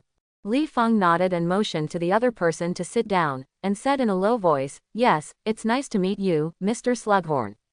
Slughorn glanced at the dusty seat, looked around nervously, then patted his wallet to indicate that he had brought the money, shook his head slightly and said, "No, let me see the basilisk's body. If satisfied, we will trade on the spot." Li Feng shrugged and stood up and said, "I can't carry such a big basilisk with me." Pointing to the door of the bar, Li Feng continued, "I will take you to the place where the basilisk is stored now." Slughorn frowned and thought about it. This was different from what he thought. Originally, he thought that the two of them completed the transaction in the bar, and then went back to each house to find their own mothers. He didn't expect that Li Feng could not carry it with him. Basilisk. However, Slughorn thought he still had some strength, and he was not afraid of Li Feng's tricks just in case he was still carrying some potions. He nodded and said, "As the basilisk in Hogsmeade Village." Li Feng smiled mysteriously as he walked out of the bar, and said vaguely, "No, no, you will understand when you come with me." After a while, Li Feng led Slughorn to a corner and opened the portal to the basilisk's secret room. Through the aperture of the portal, Slughorn looked at the huge and fresh basilisk in the portal with surprise, but considering the strange portal magic, Slughorn motioned Li Feng to cross the portal first. Knowing that Slughorn was worried about his disadvantage, he shook his head slightly and crossed the portal and said, "Mr. Slughorn, you don't have to worry." Before Li Feng's words were finished, Dumbledore's voice came from the secret room, "Good evening, Mr. Austen and Slughorn." Hearing Dumbledore's voice, he stepped across the portal Slughorn and opened his cloak first, and said with a little surprise and confusion, "Dumbledore. Did you also come to buy the basilisk corpse?" Li Feng was a little embarrassed when he saw Dumbledore. After all, he was neither a Hogwarts student nor a professor. He was strictly speaking an alien intruder. If Dumbledore cruelly knocked him down on the spot, Li Feng would really have nowhere to complain. The most important thing is that Dumbledore hadn't made it clear at the beginning that when he saw him at Hogwarts, he would treat him as if he hadn't seen him, which made Li Feng somewhat square. While maintaining the mana of the portal so that Li Feng could escape at any time, he smiled awkwardly and politely again, and said, "Good evening, Professor, why are you going out for a walk in the middle of the night?" Dumbledore smiled at Li Feng and said, "Snape told me about how you protected him and Professor McGonagall last night so that they could let go of their restraints and kill the basilisk." Dang said. Bladeau looked at the body of the basilisk and continued, "Please forgive the curiosity of an old man. I have only seen basilisk creatures in books. I have never seen them in reality. When I learned that Hogwarts had the basilisk, I was even more curious and unable to fall asleep, because I had a poor sleep quality, so on the first night when I resumed my position as principal, I couldn't help but come to see the basilisk." After speaking, Dumbledore looked at Slughorn and said, "Old friend, the consciousness that listened to you just now, did you come to buy the basilisk?"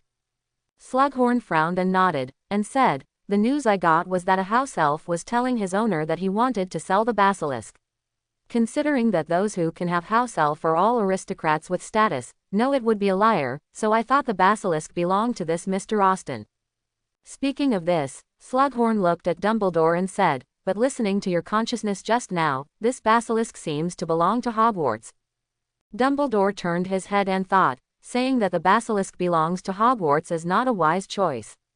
After all, Hogwarts is a school, and what does a very dangerous basilisk want to raise on a campus? The Ministry of Magic has long wanted to intervene in Hogwarts. Once it publicly says that the basilisk belongs to Hogwarts, doesn't this mean that the Ministry has an excuse to be stationed in Hogwarts? Who knows if there are basilisks or other dangerous creatures in Hogwarts? Thinking of this, Dumbledore blinked at Li Feng and said, "No, it's an intruder, but this is Austen, Snape, and McGonagall's trophy. Snape has taken his share. But McGonagall didn't take her share of the trophy, so." Dumbledore pointed to Li Feng and said, "This Mr. Austen is only half the owner of the basilisk." Li Feng, Ma Dan, Lao Dang, this is the rhythm of using McGonagall as an excuse to ask me to benefit. Seeing the goodness of the hand fly away halfway, Li Feng, feeling heartbroken, motioned to Dumbledore to come to the side for a few words with his eyes. Dumbledore, who understood what Li Feng wanted to express, nodded slightly, signaled that Slughorn could carefully observe the goods he wanted to buy, and walked to the portal with Li Feng. Before Dumbledore could speak, Li Feng pointed to the portal and said quietly, "I use the portal to exchange the ownership of the basilisk with Professor McGonagall." Dumbledore, who was silent, looked at Li Feng quietly, neither agreeing nor disagreeing. As for what Dumbledore wanted, Li Feng could probably guess something in his heart. One is the safe and comfortable mirror space that Professor McGonagall has personally experienced, and the other is Snape telling Dumbledore about Tom's notebook and seeing Tom appear and disappear for a while. Dumbledore, who already knew the existence of Horcruxes, would inevitably think about his notebooks, especially Ginny, the victim who was controlled by Tom for a period of time. As the principal, Dumbledore would definitely take care of Ginny's mental health. By the way, ask some information. Dumbledore would most likely know that the former owner of that notebook was Tom, who was also Voldemort in his school days. Knowing Dumbledore's dissatisfaction with the transaction, Li Feng thought for a while, and said, "Don't go too far, I will teach McGonagall too." As soon as Li Feng's words fell, Dumbledore hesitation, who saw that this was Li Feng's bottom line, said with a smile, "I have no right to call the shots for McGonagall, but I will pass your transaction to McGonagall." Hearing that Dumbledore did not continue to ask for his notebook, Li Feng was relieved in his heart and couldn't help but roll his eyes, and said with contempt, "Why don't you say that you can't be the master of McGonagall? You don't want my spell, I exchanged it with you before. Are you not satisfied enough? That thing is the boss of your help." Dumbledore did not deny the effect of the magic eye. He thought he could find hidden magic items in a pile of debris, but he wanted to find out which item was a Horcrux in the pile of magic items, which embarrassed him. So, let's not talk about the other effects of the Dharma Eye, just seeing the Horcrux is enough for Dumbledore to feel comfortable. This is like in the original book Voldemort hides the locket of one of the Horcruxes in a cave on an isolated island, and puts the locket into the bottom of a container, and then uses a spell to pour some into the container and let people drink it. It's not as good as the potion that feels like death. You can only get the locket after drinking the potion. Later, Regulus, who decided to change his evil, brought Creature to the cave, drank the potion by himself and asked Creature to take the locket and leave, while he put the fake locket in the container and said goodbye to the world. It's a pity that Dumbledore didn't know what Regulus did. Later, Dumbledore took Harry to the cave with him. After drinking the potion, he discovered that it was a fake. It can be seen that Dumbledore is indeed unable to determine which magical item is a Horcrux, but with the magic eye, it is different. It is estimated that Dumbledore will leave without looking up after looking at the fake locket. Everyone knows that this stuff is fake, who would drink any potions, get a nervous convulsion, or just do nothing, want to know if the potion that Voldemort configures is salty or bland. But then again, the locket was in Dumbledore's hands, and the fool went into the cave to find some Horcrux. Seeing that Dumbledore didn't mention the notebook, Li Feng, who had just put his heart back in his stomach, suddenly heard Dumbledore say quietly, "Then what do you want to say about the notebook?" Li Feng, notebook, you really don't care about it? Without waiting for Li Feng to figure out how to answer, Dumbledore continued with a smile, "I learned something from Ginny's mouth, so let's make it clear, who are you going to exchange with the mysterious man's Horcrux? Or mean what do you want?" If Li Feng thinks he can't defeat Snape, he is sure to escape from the joint hands of Snape and Professor McGonagall by relying on the mirror space and the portal. It's just that now standing in front of him sternly is Deng Wu, who is more powerful than Snape, especially since the distance between the two standing close enough to ignore, Li Feng doesn't think he has a chance to escape. With a helpless face, Li Feng glanced at the portal close to him, and closed the portal helplessly to show that he didn't want to run away. He said, "To be honest, I'm not thinking about changing my laptop for the time being, but you don't worry, I'm not interested in returning this stuff to Voldemort. In my eyes, that guy is a patient who has been deeply infected with the rabies virus and has serious mania." Dumbledore shook his head slightly and said, "But I don't worry about leaving the notebook with you. After all, your strength. Maybe you don't know that the mysterious man's Horcrux has the ability to confuse the soul, and you." Before Dumbledore had finished speaking, Li Feng took out a wooden box from his pocket and threw it to himself, and motioned to open it. Dumbledore glanced at Li Feng and slowly opened the wooden box. In an instant, Dumbledore perceived that a majestic magic power radiated from the fake angel feathers. What is more important is that these majestic magic powers give people a feeling of comfort and tranquility. Dumbledore, who understood what Li Feng wanted to express, closed the wooden box and returned it to Li Feng, saying, "Perhaps you can rely on it to resist the enchantment of mysterious people for a short time, but for a long time. You still want to talk about what you want. It also allows me to find what you all desire in advance." Seeing that Dumbledore was determined to ask Tom's notebook, Li Feng scratched his head, glanced at Slughorn in the distance, and said in an uncertain tone, "I originally discussed with Slughorn. Can you use the basilisk and my spells to exchange some magic boost potions that can increase your magic power, even if you have some clues, but now that you insist on a notebook, then I will use the notebook to replace it with you."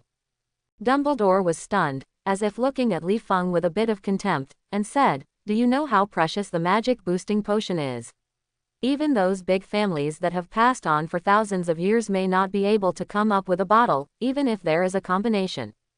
I agree to exchange with you. A basilisk that is alive and obediently obedient can't be exchanged for half a bottle, let alone a dead basilisk, but..."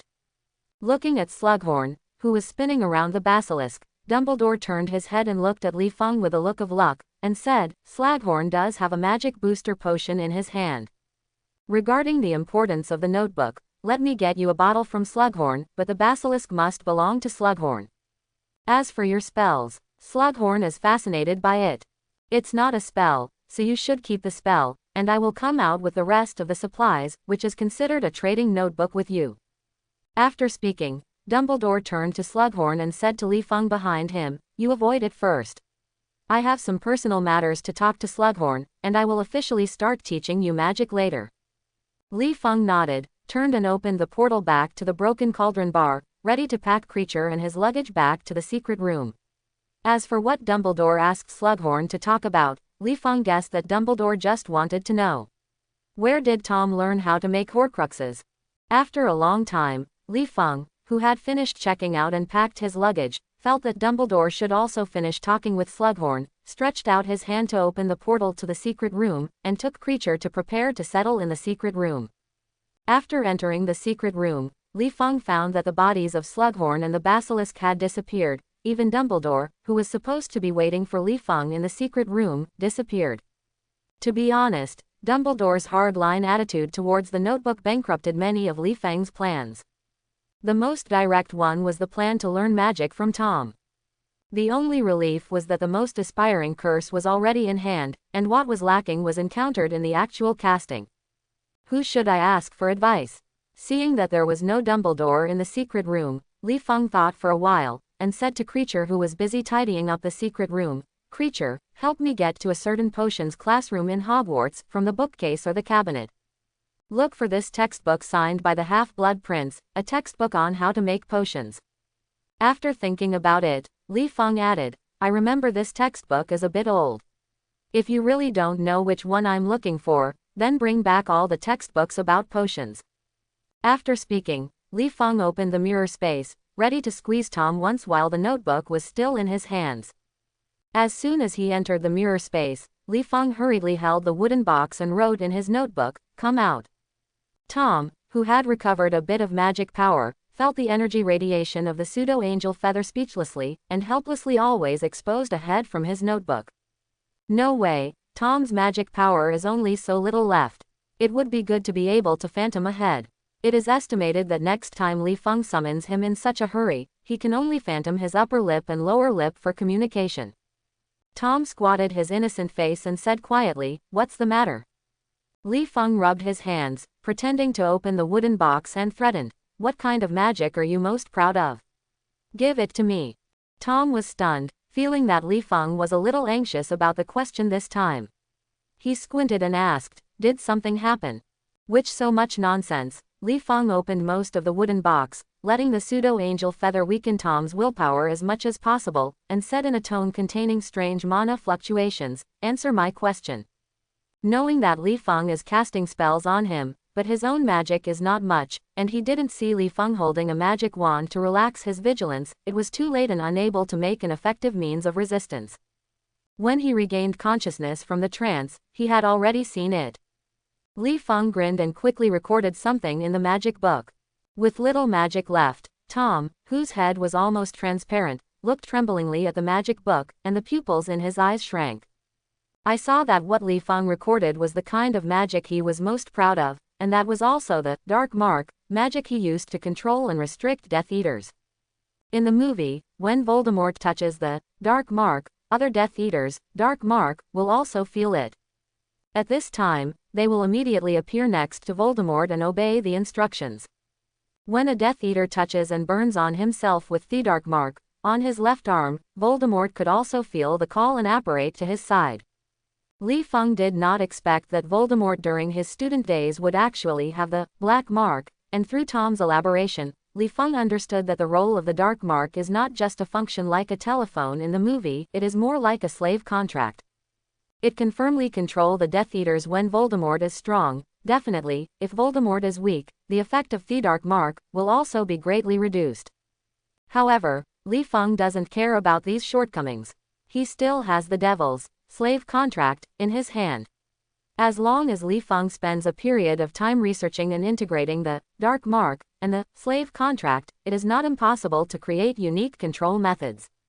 In the mirrored space, Tom seemed to understand his own destiny. Just as Li Feng was about to release the seduction spell on him again, he hid in his notebook and refused to show up. In this regard, Li Feng was also helpless. If he killed Tom, Li Feng said that it was okay and that it was easy to do. However, after killing Tom, how could Dumbledore believe that the notebook is a Horcrux? Li Feng expressed his uncertainty. Maybe Dumbledore, Leto would also suspect that Li Feng used a shabby notebook to fool him. No way, Li Feng can only form a stalemate with Tom in the notebook. When Dumbledore reappeared in the secret room, Li Feng, who had not recorded a few magic, returned to reality with a grieved expression. He reluctantly handed the notebook to Dumbledore and said, "I feel like I've lost a lot of money."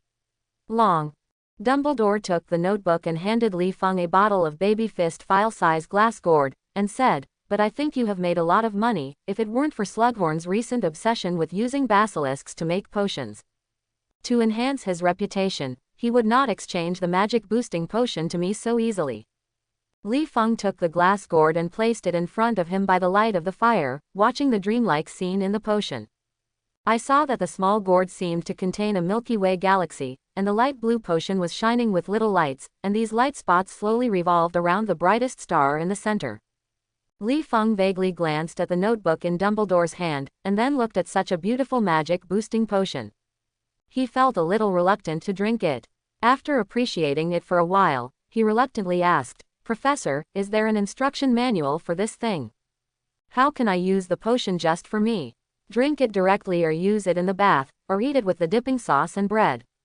Hearing Li Feng's nonsense, Dumbledore, who was studying the notebook with his magic wand, almost staggered and patted the notebook in his hand at Li Feng. Dumbledore looked at Li Feng thoughtfully. After recalling Li Feng's message, he suddenly understood what he said. "Why nonsense is your way to divert my attention and ease my mood." Li Feng, who had a hippie smile, looked stiff. Seeing this, Dumbledore raised his notebook with a smile, and asked in a gentle voice, "It looks like you have communicated with Tom. Tell me about the deal you made with Tom. I'm very surprised. Curious, what kind of common language a necromancer from outside and the Dark Lord of our world have in common?" The expression gradually solidified on Li Feng's face, knowing that Dumbledore didn't have a smile on his face now, and he was gentle, but he knew that if he didn't say it clearly, it might be possible that Dumbledore could imprison him. Li Feng understands why Dumbledore treats him differently when he comes into contact with Tom. If ordinary people contact Tom, the consequence is nothing more than being bewitched and obeying Tom's orders. It's amazing that there are more Death Eaters in this world. An ordinary Death Eater, Dumbledore could not take it seriously. But Li Feng is different. First of all, Li Feng comes from other civilizations. Unfortunately, in the eyes of Dumbledore, he is a guy who likes magic trading. Who knows that Li Feng will not use any special spells to trade with Tom? When Dumbledore faced the familiar Tom, he did not have full confidence in destroying the opponent. Once Tom mastered a new and unknown spell, he didn't think he could immediately come up with a cracking spell when facing these spells, or even whether he could crack it. The existence of curses is always a problem. So for the sake of peace in the magical world, why not be charged with murder? Is it true that Dumbledore can't kill? Thinking of this, Li Feng thought silently, I hope that old dang is really as in the original work, let me be lenient in confession and strict in resistance. While preparing the spell secretly, Li Feng took a deep breath and slowly exhaled it. With a bitter expression on his face, he took out the magic book from his pocket, turned to the page where the spell was recorded, and said, I don't know if you perceive mine magic is biased towards darkness, but the magic that I have been learning is biased towards white magic. It is not that I don't want to learn black magic, but there is no source to learn. Dumbledore looked at the curse, frowned and said, what kind of magic did you use to exchange the curse with Tom? Li Feng shook his head and smiled, remember my evaluation of Voldemort. Mad dogs and maniacs. Although Dumbledore felt that Li Feng's description was not very appropriate, it still made him amused to describe Voldemort in this way. I remember you said you wouldn't trade with him. Yes, Li Feng said with a shrug. So I threatened Tom with that feather and asked him to teach me magic, but... With some regrets, Li Feng said quietly, but you insist on returning. The behavior of the notebook gave me no time to learn more magic. Dumbledore looked at Li Feng earnestly, trying to make sure whether Li Feng told himself the truth. After a meeting, he took the notebook back into his arms and said, let's start our magic journey. By the way, just drink the potion to increase the increase. Potion, your magic power will increase rapidly in the near future. As for how much you increase, it depends on your originally aptitude. Li Feng shook the potion in his hand, took out the stopper, and poured it into his mouth. After drinking, he said, drink too fast, I didn't taste the salty taste, can I have some more? I feel that the amount is too little, not enough. Quench your thirst. Dumbledore ignored Li Feng's babble, took out a book of Introduction to Magic he had compiled, and said, I don't have much time to teach you. I temporarily set it at the after-dinner time every Saturday. Passing the textbook to Li Feng, Dumbledore continued, although you have never learned magic in our world, I think magic is magic. Some places are connected, so my teaching speed will be a bit faster. I hope you take notes. If you don't understand, you can ask me every Saturday night. With a smile, Li Feng took the Introduction to Magic with both hands, and said respectfully, thank you, I hope I am the student with the fastest learning speed since your teaching career. Dumbledore nodded and smiled. He is also the only one who has become my student in adulthood. From the origin of magic to the development of magic in modern times, Dumbledore explained in detail the principle of releasing magic while demonstrating magic. Until the early morning, Dumbledore couldn't help but breathe and said, I'll be here today, after all. Is getting older, but you can stay up late without the energy you have. Hearing the end of today's magic teaching, Li Feng still bowed to Dumbledore and said, thank you. Dumbledore received Li Feng's gift with peace of mind and smiled and said, yes, Lupin's letter asked me to ask, he has already prepared some materials for rebuilding locomotives. When will you learn from him the technology of rebuilding locomotives? Quote. Li Feng thought for a while, and felt that it was a pity to leave Hogwarts, a treasure of feng shui.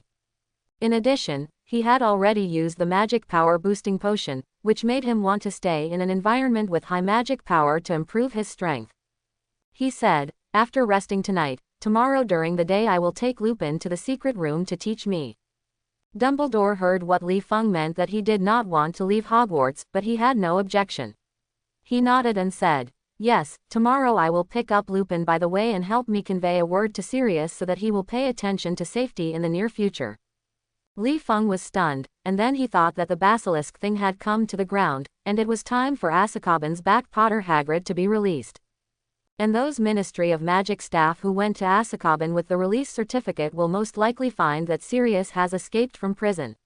It is estimated that the portrait of the wanted Sirius will soon be plastered in the streets and alleys. At this time, Sirius will go out and look for death. After Li Feng nodded and signaled that he would convey the words, he breathed out and pretended to sleep, and watched Dumbledore leave the secret room with his own eyes. After a while, Li Feng, who was certain that Dumbledore would not return, ordered Creature to seal the entrance to the chamber, grinning and portraying Merlin's magic ring with his big mouth exposing his posterior molars. When the spirit body came out of the orifice to meditate, Li Feng had already analyzed the principle of the magic booster potion. Magic or energy is like food. How much you can eat depends on how much food your stomach can hold. You can only continue to eat after digesting and converting the food into energy and storing it in your body. Normally, 3 meals a day are basically dead. Anyway, unless it is a big stomach king with outstanding qualifications, who can eat a lot of food at one time, allowing the body to absorb more energy. The magic booster potion is like a digestive tablet, which can speed up digestion and convert food into energy faster, allowing you to accelerate the speed of food intake from the side, and have the ability of a big stomach king for a period of time. Li Feng, who had eaten energy for a night, was Li Feng who meditated for a night. He had to stop practicing until he felt that the meditation would not only increase the magic power, but would damage the foundation. After the spirit body returned to the body, Li Feng immediately hid the magic ring of Merlin. Describing Merlin's magic ring is simple and quick for Li Feng now, but again, with Dumbledore's insight, I can understand the principle after just a few glances. Li Feng doesn't want Dumbledore to be cheap, as the other party thinks. It's not impossible to learn, just use resources in exchange. He is now a poor ghost who is about to cut off food and lacks any supplies. After hiding the magic ring of Merlin, Li Feng asked Creature to prepare food while closing his eyes to perceive his own soaring magic power. After a while, although Li Feng sitting at the dining table forcibly resisted the yelling desire, the smile on his face couldn't help, and the corners of his mouth were straight and grinned like a convulsion from time to time. Creature on the side saw that Li Feng laughed when he was chewing food. He had to guess. Look at the same symptoms as when a sheep has a seizure. It is estimated that the owner is sick, and the illness is not mild. To be honest, this is Li Feng's happiest day since crossing.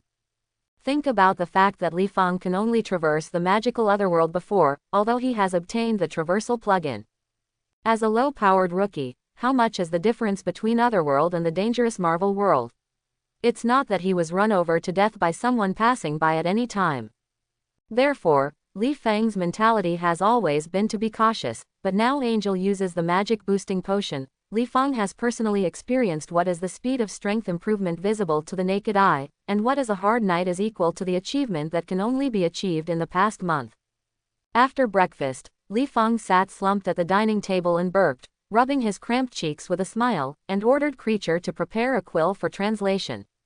Worried about what nerves Creature would make when he returned to Black House, Li Feng warned, "Creature, remember who you are now." Creature froze, lowered his head and said, "Creature understands that Creature is a house elf belonging to the boss, and it is my duty to serve the boss."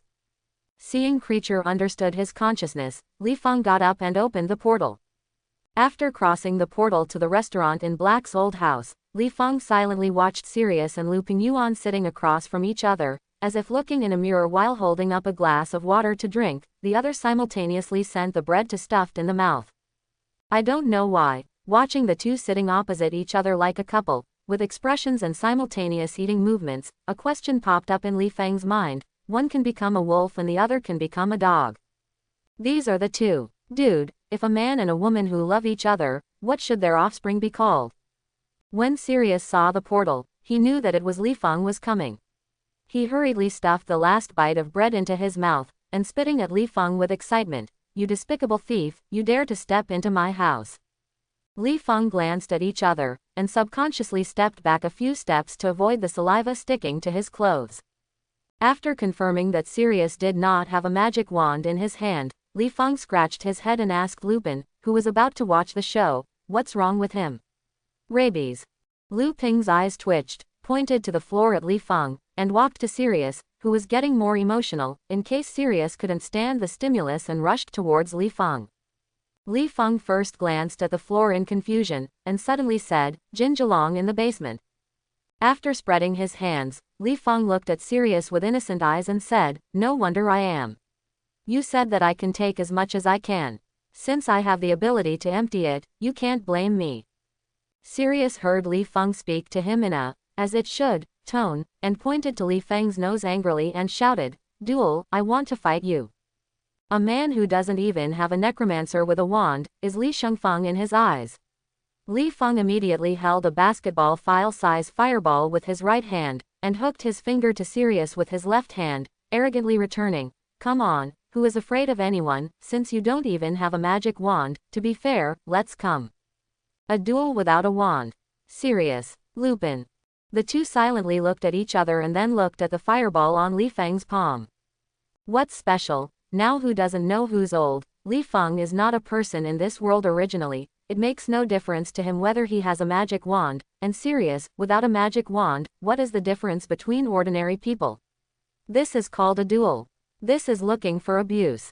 Although he knew that the two would not really fight, after all, Li Feng knew that Sirius had Dumbledore as his backer, and Sirius also knew that he did not have a magic wand in his hand to defeat Li Feng, but Lupin still felt his brain aches while holding his forehead. Lupin, who was afraid that the two would continue to quarrel, pressed Sirius on the chair and turned to Li Feng and said, "Mr. Austin, I have prepared the materials for remodeling the locomotive, but you need to solve the problem of the venue." Originally, Lupin thought of teaching Li Feng in Black's old house, but now that Sirius and Li Feng's posture, it would be nice to have a quiet rest in the old house. As for teaching, let's save the time. Fortunately, Li Feng didn't want to stay in the old house of Black to practice locomotive modification skills, and said, "The site problem is easy to solve. The place I live in now is very good, spacious and quiet enough." Looking at Sirius, Li Feng Shanshan said, "When will you ask me to copy books from the Black family's collection?" When Li Feng was still thinking about the books in the basement, Sirius said angrily, "Aren't you free to go in and out of my basement? Ask me why these are, and let Creature copy it by himself." After finishing speaking, Sirius turned around like a pity, not looking at Li Feng. Think about it, although he promised that Li Feng would let the other party copy books after confirming Dwarf's information, but he hasn't confirmed it yet. He has already sneaked into the basement and made a copy. Anyone would be upset. As far as the information given by Li Feng is correct, if it is false information, Sirius said that he is not the one who can suffer. It's good to be able to copy the book. As for Sirius' attitude, Li Feng shrugged indifferently, turned around and handed the magic book to Creature, and said, "Copy everything as soon as possible, those materials that cannot be copied temporarily. Make a mark and continue to copy when I am strong enough in the future." After finishing the order, Li Feng took a suitcase depicting the non-marking stretch curse from Lupin. For some reason, Li Feng suddenly thought that some great god in this world had a suitcase that looked like the one in front of him. The difference was that the suitcase is a zoo, and the space in the suitcase is large enough to park the aircraft carrier. I don't know if I can expand my carriage to park a sky mothership after I learn how to modify the car. After thinking about it, Li Feng patted the bulging box and said, "How many cars are these materials enough for me to rebuild?" "How many?" Lu Ping said silently, "Only enough for one. After all, according to your requirements, the material cost is not a small amount, plus you have emptied Sirius Jin Zilong, he doesn't have much money to come buy these materials. The non-marking expansion curse that expands the interior space of the car takes up most of the box space, and the remaining flight and stealth materials are just." Lupin glanced at Sirius and laughed. "Front, I can teach you how to modify a few things, only the most important engine part of a flying car. I don't understand the operating principle of the engine, so I can transform the engine into a magic drive. I can't do anything." Sirius studied, he was an expert in this field. As soon as Lu Ping's words fell, Li Feng saw Sirius look provocatively at him, his eyes full of meaning. "Come and beg me." Li Feng turned his head and thought for a while, then smiled. "Dumbledore asked me to tell you that the Ministry of Magic will find that you have escaped from Azkaban in the near future, so you still stay at home." Li Feng stretched out his hand to open the portal, with a mysterious smile, and said to Sirius, "You said that after the Ministry of Magic knew you had escaped, would you guess that you escaped to kill Harry?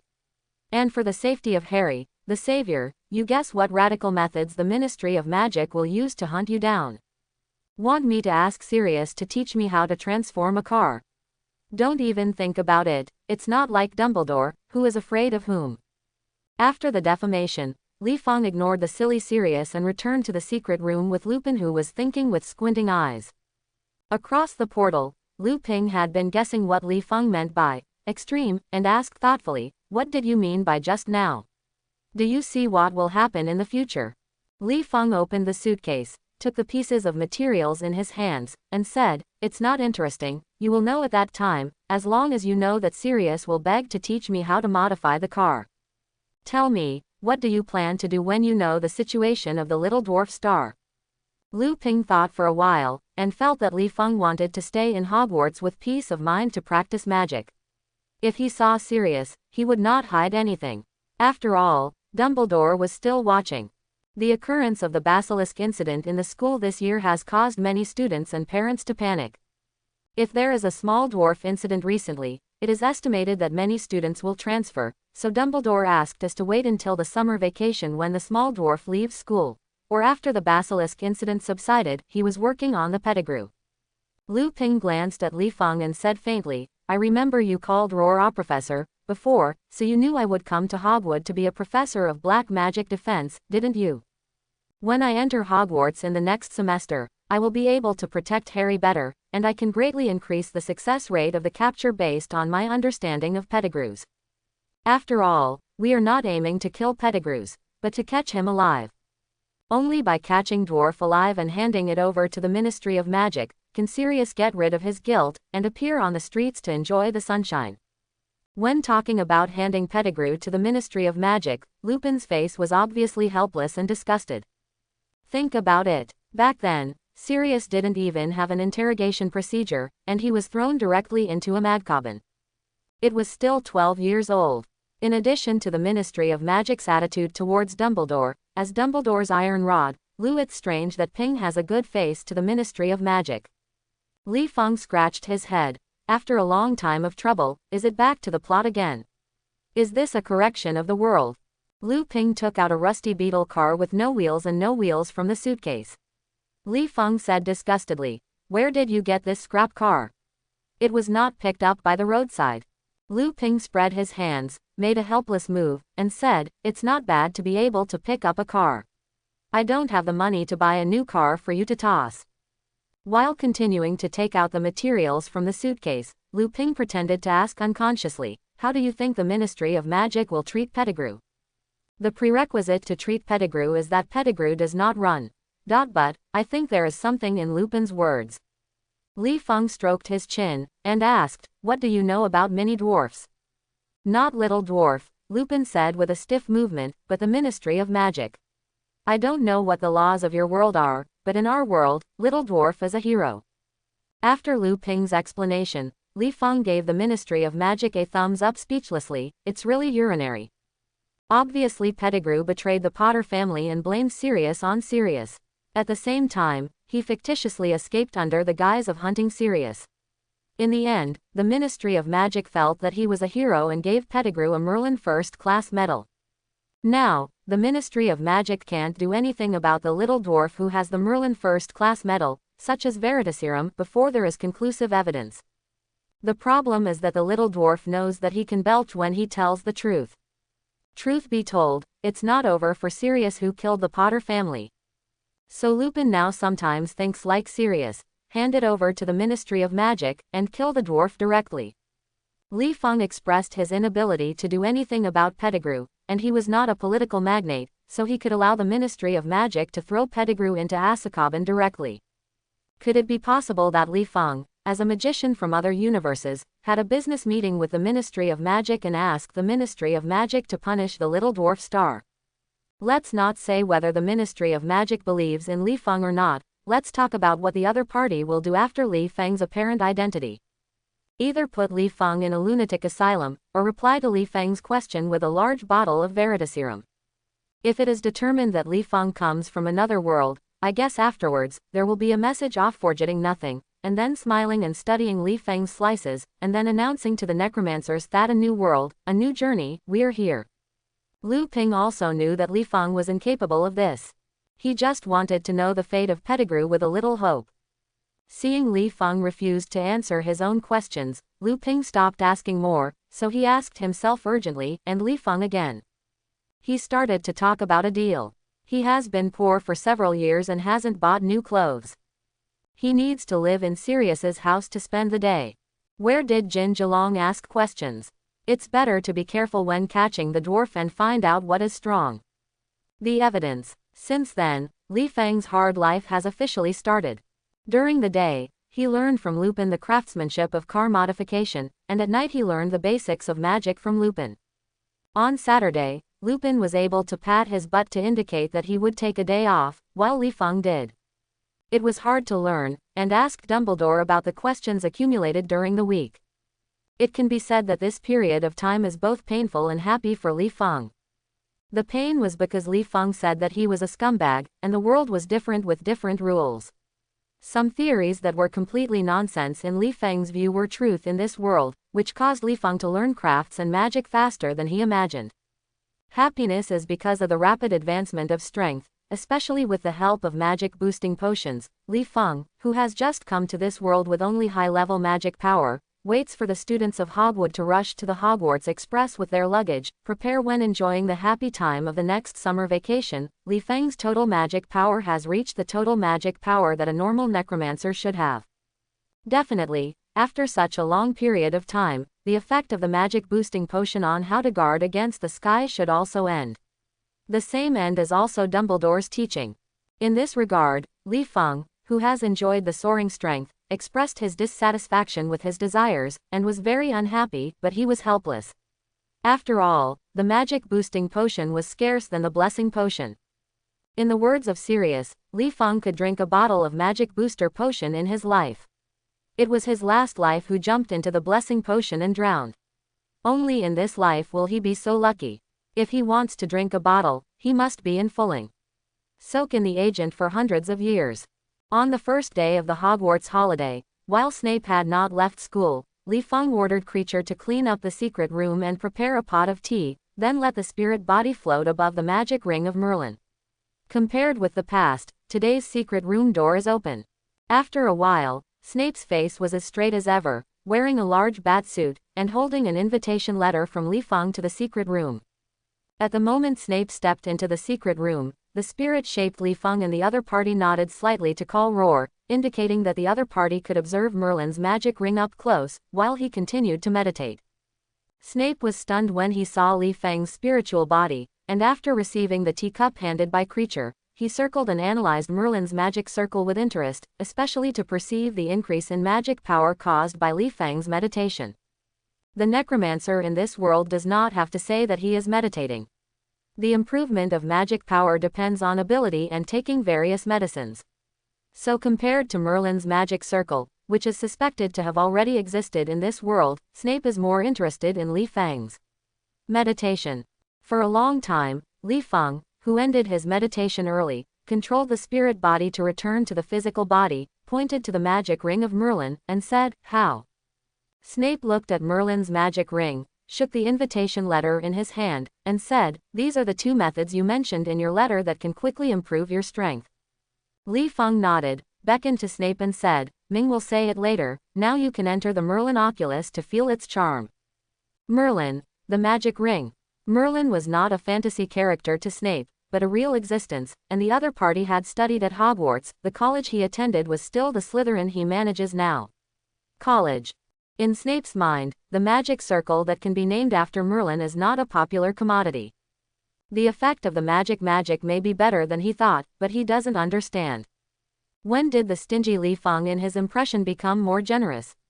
This level of magic says trade is trade. When did your potions become so valuable? In fact, Li Fang used meditation or Merlin's magic ring to talk about trades. He was forced to do nothing. In addition to the magic knowledge of the world, he also wanted the knowledge of potions. For this reason, when he killed the basilisk, Li Fang even used Snape and McGonagall. After the seduction spell, the two professors were not fuel-efficient lamps, and they nodded in person and agreed to exchange knowledge for Li Fang's support. When the basilisk was killed, they turned their heads, so the two had already awakened from the seduction spell. It's strange that the two professors would admit that it was a deal that was tempted by someone to agree to it. McGonagall's refusal has made Li Fang distressed for a while, and Snape's refusal has made Li Fang regretful. You said he was so stupid at the beginning. After the temptation, you can directly use magic to get the two to sign the contract first and kill the snake is not perfect.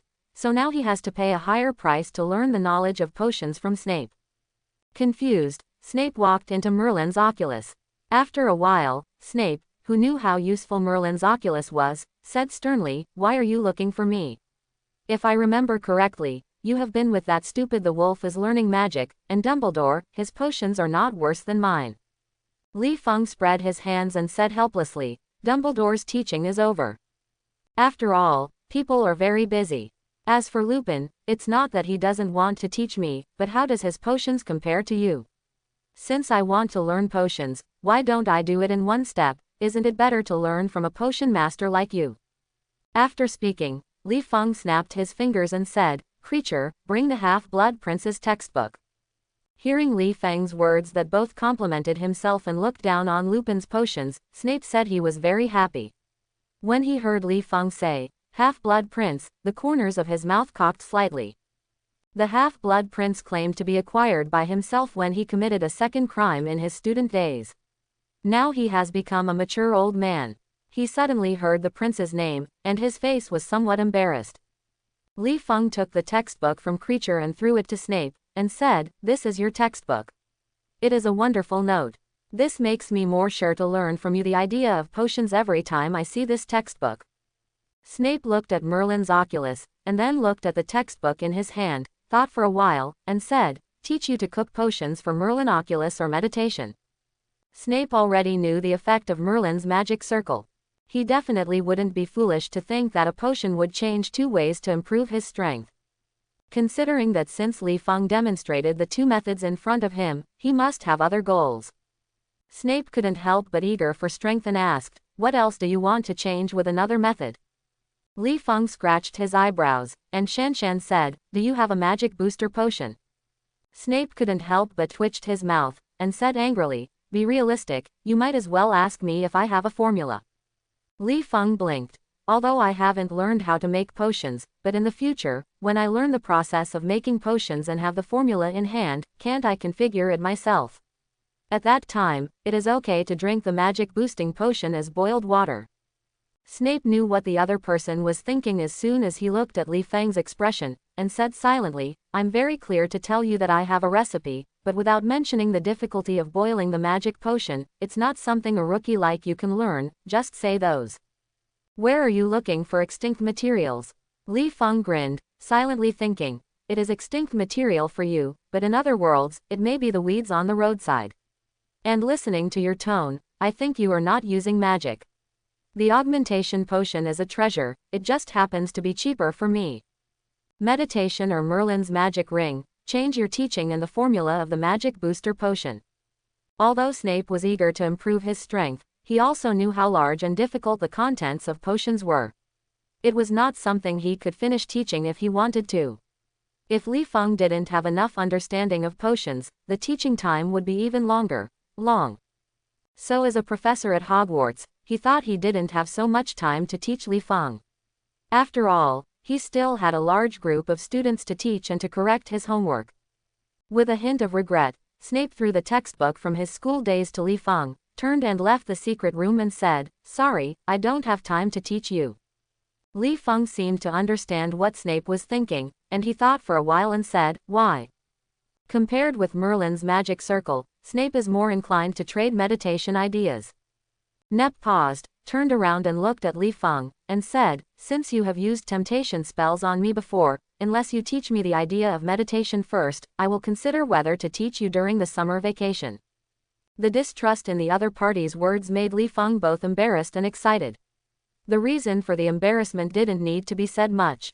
The excitement was because Li Feng heard that Snape had actually said that there was still hope for a deal. Immediately, Li Feng Shanshan said, "Ming thought will be given to you now. After you have confirmed the authenticity, you will come to the secret room to teach me the formula of the magic power amplification potion. How about?" It would not take long for Snape to determine the authenticity of the meditation thoughts. After thinking about it, he took the magic book from Li Feng to look through the meditation thoughts and made a record, while saying, "Prepare the crucible and materials at night. Potions obtained. I hope everyone will support it and subscribe more."